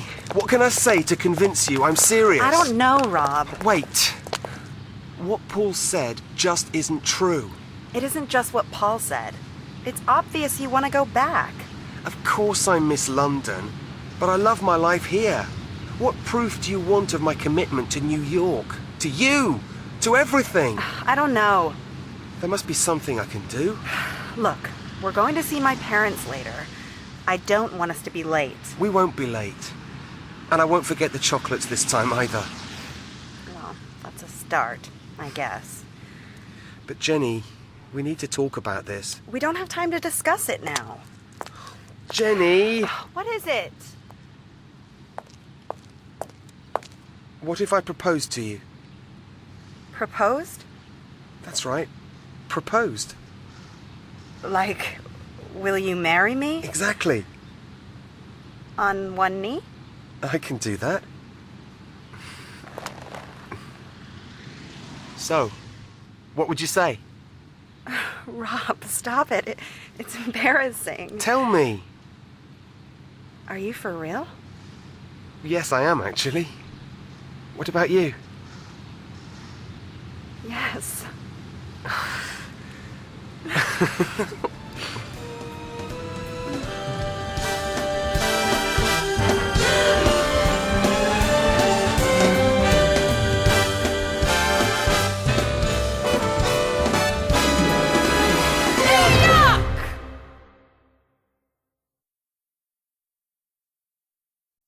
5.27.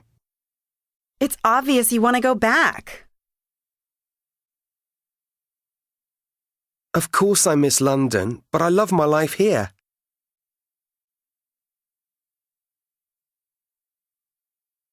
And I won't forget the chocolates this time either. Well, that's a start, I guess. What if I proposed to you? Rob, stop it. It's embarrassing.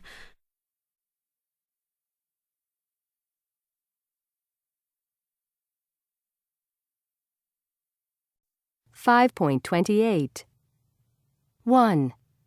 Steve Jobs was born in San Francisco in 1955. 2. He dropped out of Reed College in Oregon after just 6 months. 3. His first job was with Atari, the video game company. 4. The Apple Macintosh was the first successful computer to use a mouse. 5.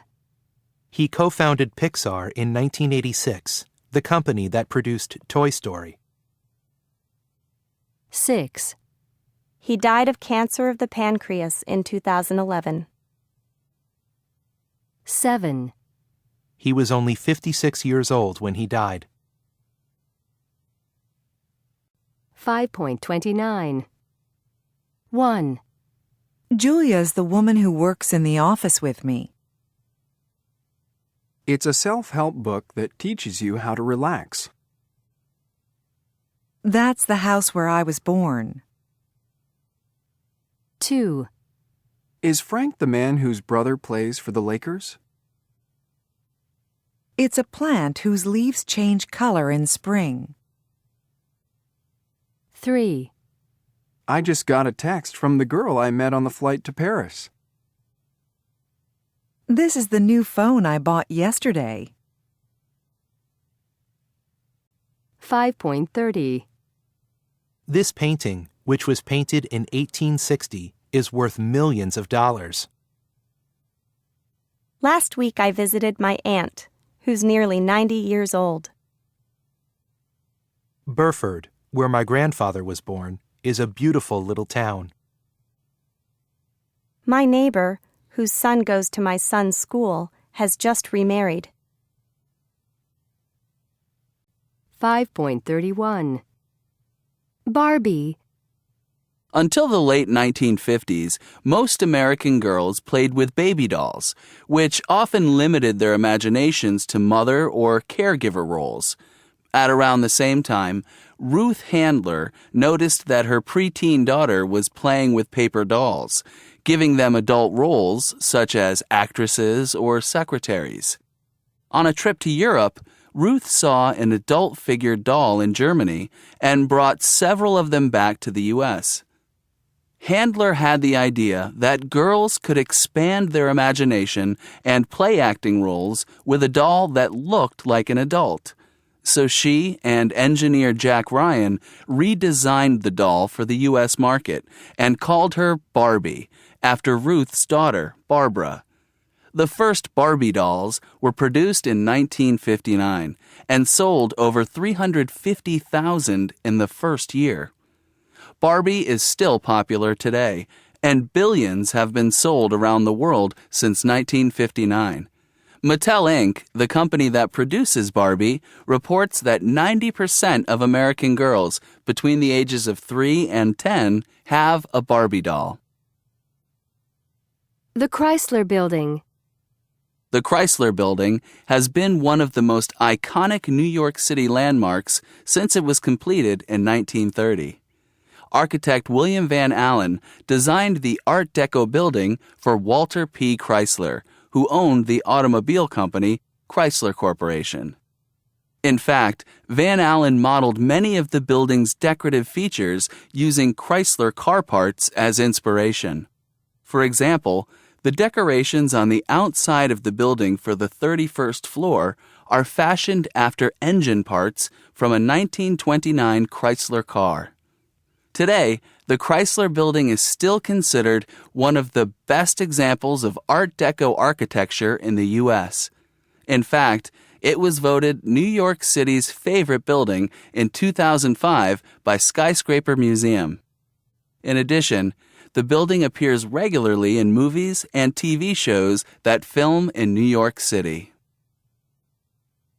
The Love Sculpture. In 1965, artist Robert Indiana had an idea for a painting with the word love as the main focus.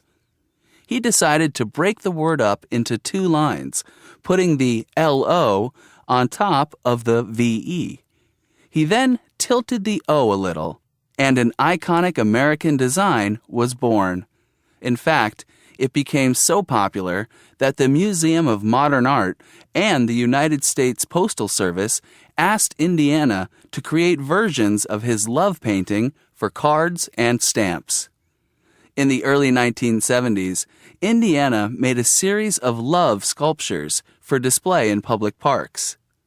The first of these love sculptures was placed in New York City, on the corner of 6th Avenue and 55th Street.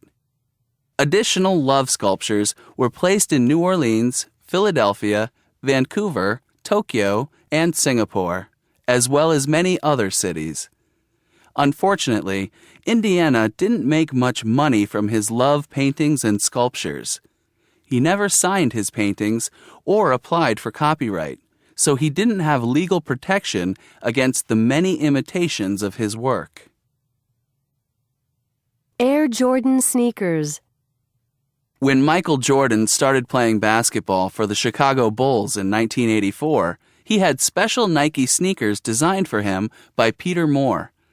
These sneakers were called the Air Jordan 1, or more simply, Air Jordans. They were red and black, the Chicago Bulls' colors. Because the sneakers did not have any white on them, Jordan was fined $5,000 by the National Basketball Association each time he wore them for a game. Every year since then, Nike has created a new pair of Air Jordans to sell. In 1987, Tinker Hatfield took over the design responsibilities for these sneakers, and he has been associated with them ever since. Hatfield introduced the Jumpman logo on the sneakers, which is a silhouette of Michael Jordan dunking a basketball with his legs spread wide. In 2010, Hatfield designed the Jordan 2010s to celebrate the sneakers' 25th anniversary. 5.32. Soccer field. Speed camera. Sunglasses. Town hall. Bookcase. Classmate. Profile picture. 5.34. 1. Detectives. 2. Witnesses. 3. Victim. 4. Murderer. 5. Murder. 6, Evidence. 7, Suspects. 8, Solve. 9, Prove. 5.35. Good morning, and thank you for coming, Mr. Ryan. Or should it be Detective Ryan? You were a detective with the Los Angeles Police Department, weren't you? Yes, that's right. For 25 years. I retired last year. People today are still fascinated by Natalie Wood's death, even though it was more than 30 years ago. That's incredible, isn't it? Well, it's not really that surprising. People are always interested in unsolved mysteries, and Natalie Wood was a well-known and talented actress. Now, to be clear, none of the people on the boat the night Ms. Wood died were or are suspects. But can you tell us who was on the boat that night? That is correct. None of them were or are suspects. But in order to get a better understanding about what happened that night, it is important to know who was on the boat. So the people were her husband, movie and TV actor Robert Wagner, her friend and movie actor Christopher Walken, and the captain of the boat, Dennis Davern. 5.36. Recently, the L.A. County Coroner's Office re-examined Ms. Wood's cause of death because of some new information about the bruises and scratches that were found on her body the night she died. Yes, that's correct. This new information suggests that Ms. Wood may have been hit or beaten right before she died, and the coroner changed Ms. Wood's original cause of death from accidental drowning to drowning and other undetermined factors. So what does this mean for the other people on the boat?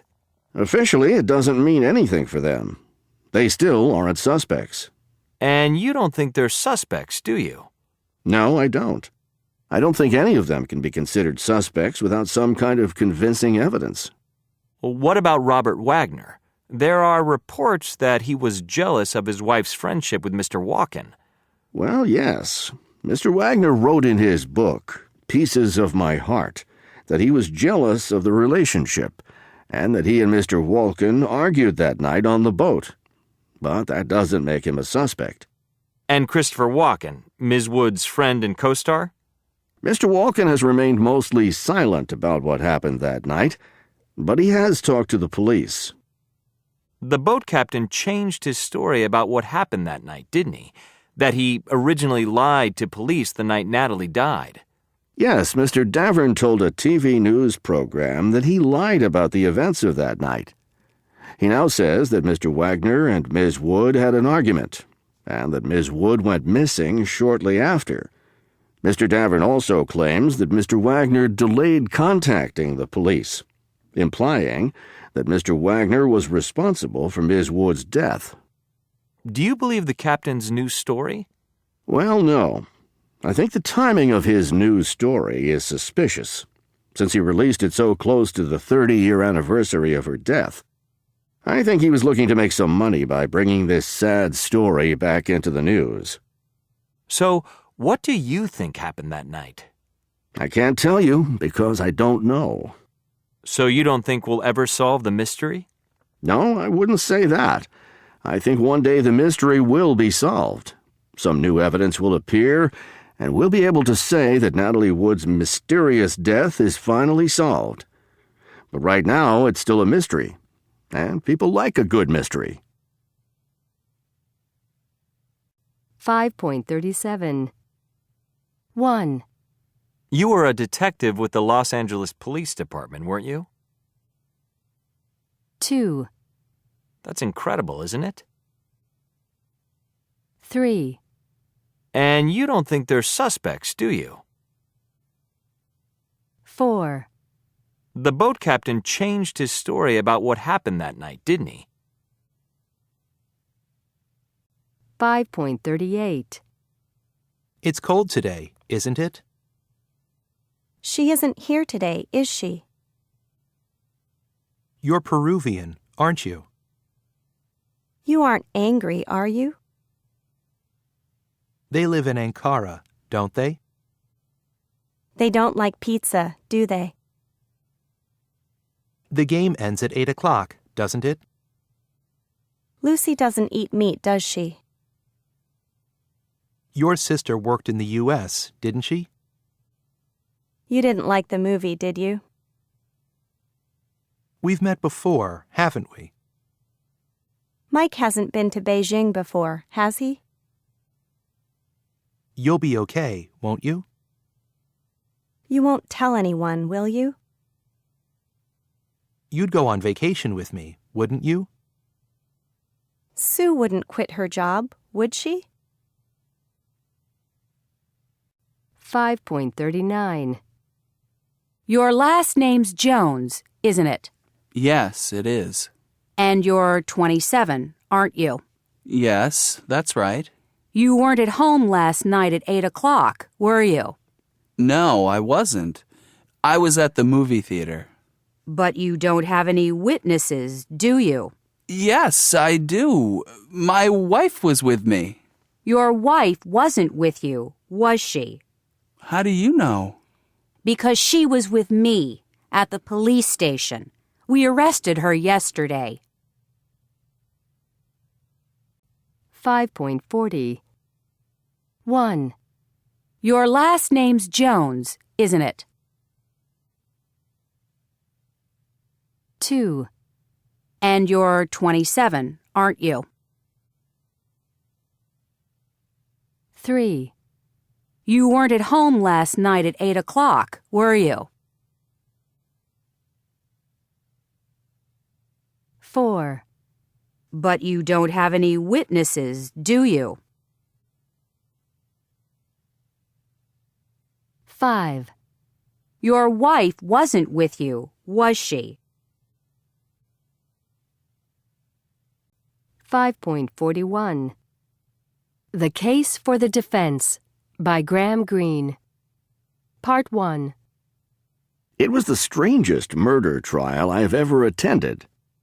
They named it the Peckham murder in the headlines, although Northwood Street, where Mrs. Parker was found murdered, was not actually in Peckham.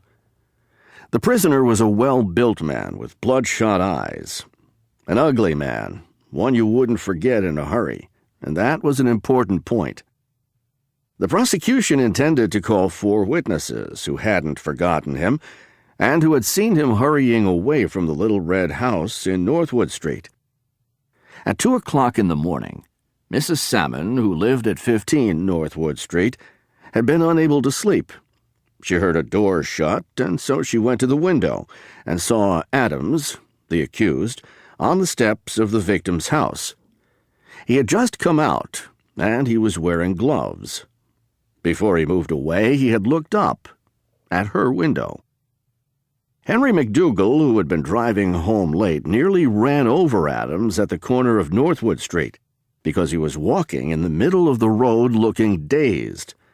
And old Mr. Wheeler, who lived next door to Mrs. Parker at number 12 and was woken up by a noise and got up and looked out of the window, just as Mrs. Salmon had done, saw Adams's back, and as he turned, those bloodshot eyes. In Laurel Avenue, he had been seen by yet another witness. 5.42. Part 2. I understand, the lawyer for the prosecution said, that the defense intends to plead mistaken identity.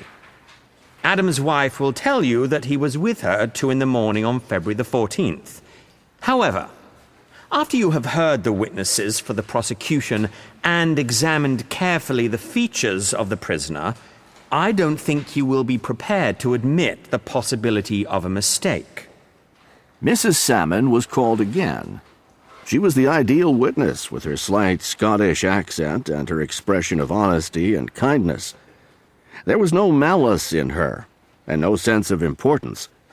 She told them what she had seen, and how she had rung the police station. And do you see the man here in court?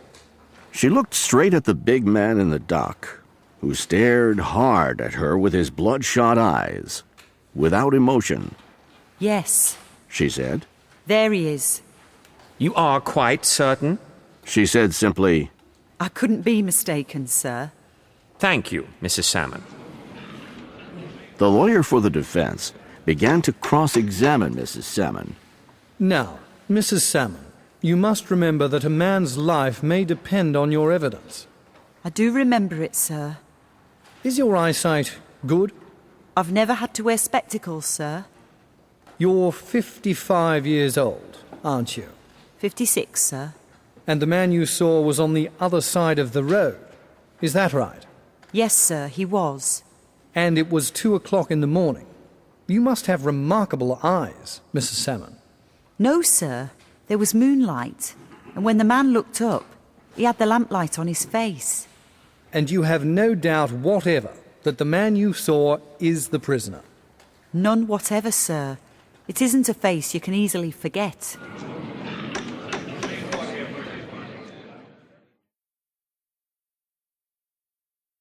(5.43) Part 3. The lawyer for the defense took a look round the court for a moment. Then he said, Do you mind, Mrs. Salmon, examining again the people in court? Stand up, please, Mr. Adams. There at the back of the court, with a well-built body and a pair of bloodshot eyes, was a man who looked exactly like the prisoner. He was even dressed the same, a tight blue suit and a striped tie. Now, think very carefully, Mrs. Salmon. Can you still swear that the man you saw in Mrs. Parker's garden was the prisoner, and not this man, who is his twin brother? You can't be sure, can you? Of course she couldn't. She looked from one to the other and didn't say a word. The prisoner sat in the dock, and the other man stood at the back of the court, and they both stared at Mrs. Salmon. She shook her head. That was the end of the case. None of the witnesses were prepared to swear that it was the prisoner he'd seen. The brother had his alibi, too. He had been with his wife. And so the man was acquitted because there was no evidence. But whether he committed the murder, or whether it was his brother, I don't know. That extraordinary day had an extraordinary end. I followed Mrs. Salmon out of the court. There was a big crowd of people outside the courtroom who were waiting, of course, for the twins. The police tried to make the crowd go away, but all they could do was keep the road clear for traffic. The police tried to get the twins to leave by a back door, but they refused. One of them, no one knew which, said, Why by the back door? I've been acquitted, haven't I? And they walked out of the front entrance. Then it happened. I don't know how, though I was only 6 feet away. The crowd moved, and somehow one of the twins was pushed onto the road right in front of a bus. He gave a scream, and that was all. He was dead. His brother looked straight at Mrs. Salmon. He was crying, but whether he was the murderer or the innocent man, nobody will ever know. But if you were Mrs. Salmon, could you sleep at night?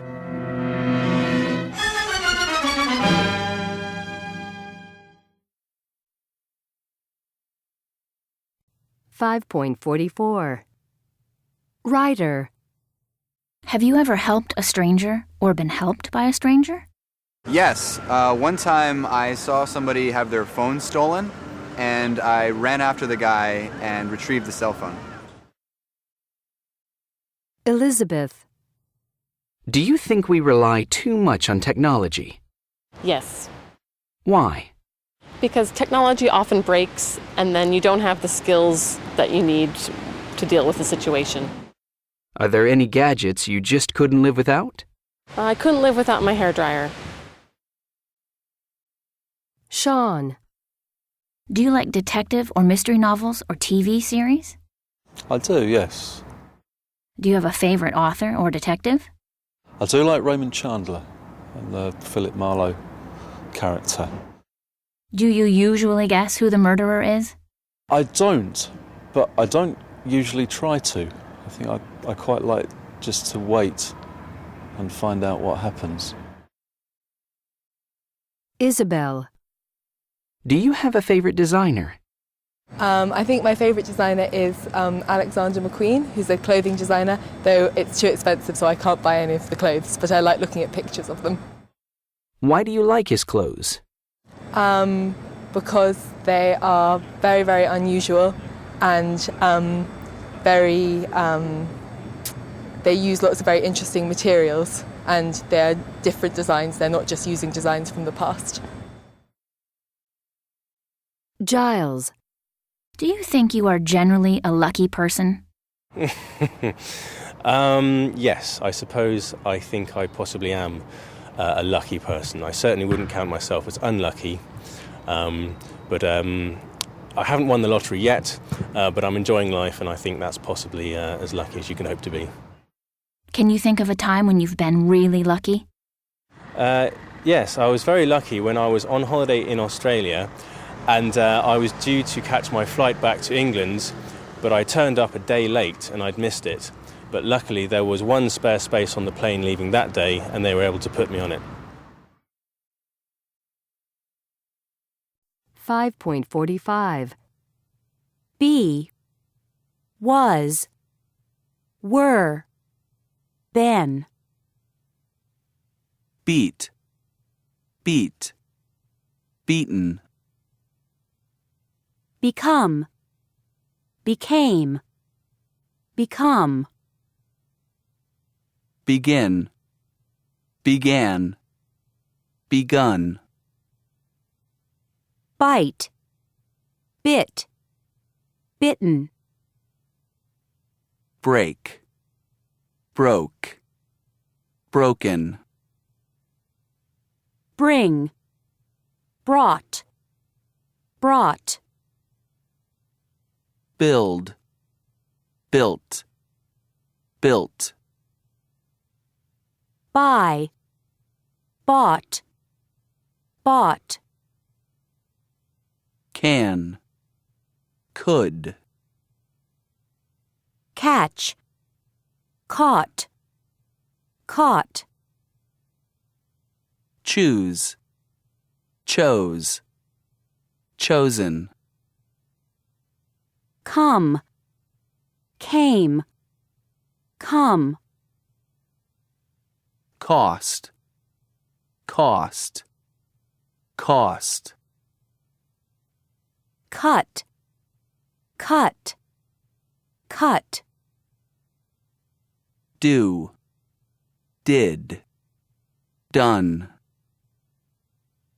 Draw, drew, drawn. Dream, dreamed, dreamed.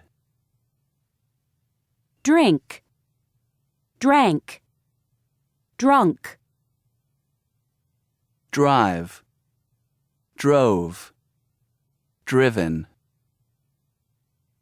Eat, ate, eaten. Fall, fell, fallen. Feel, felt, felt.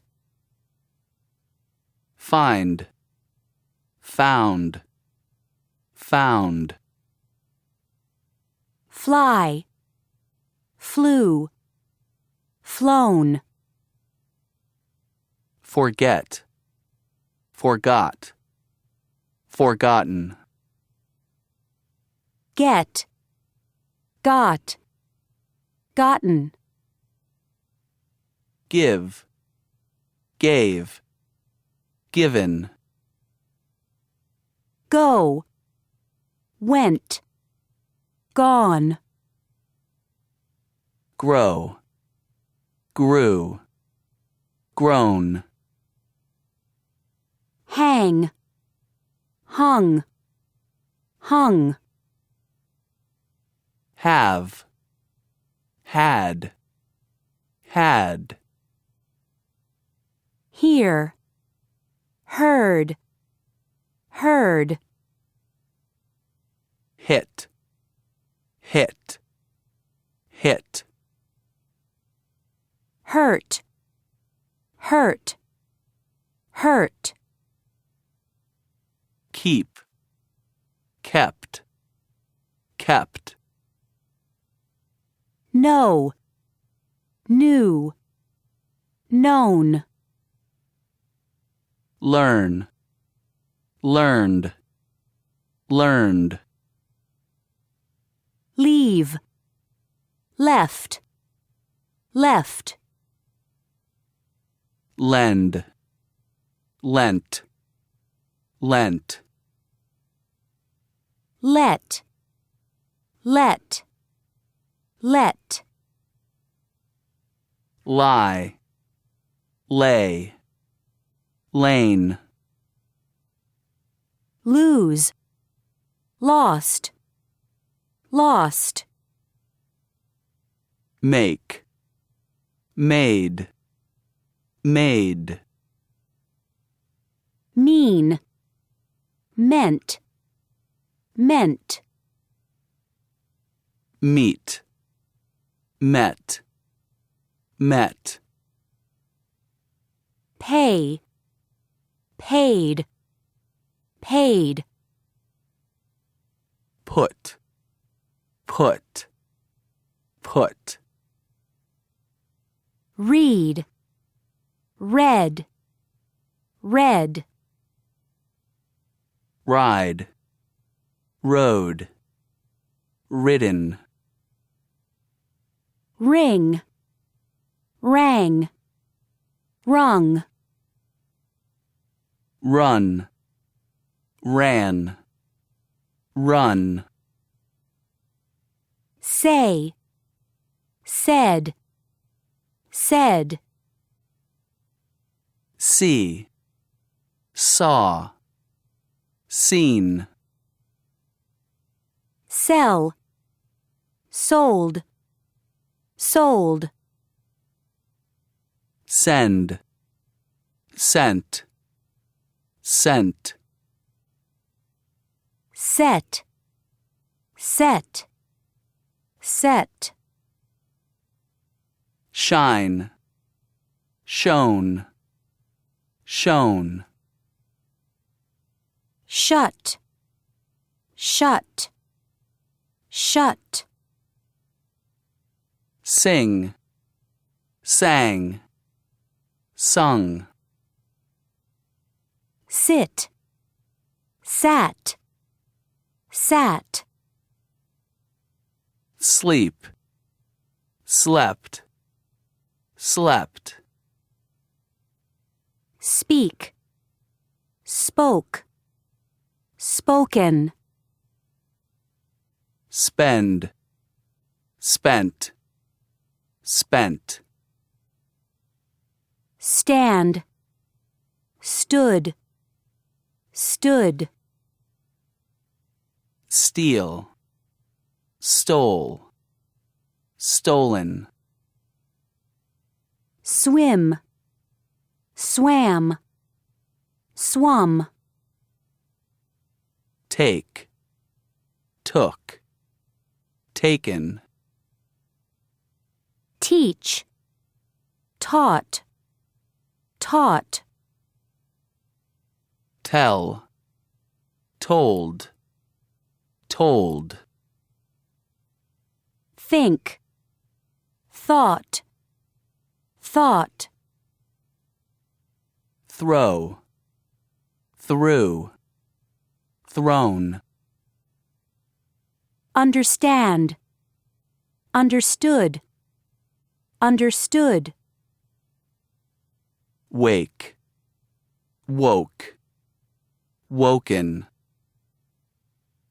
Wear. Wore.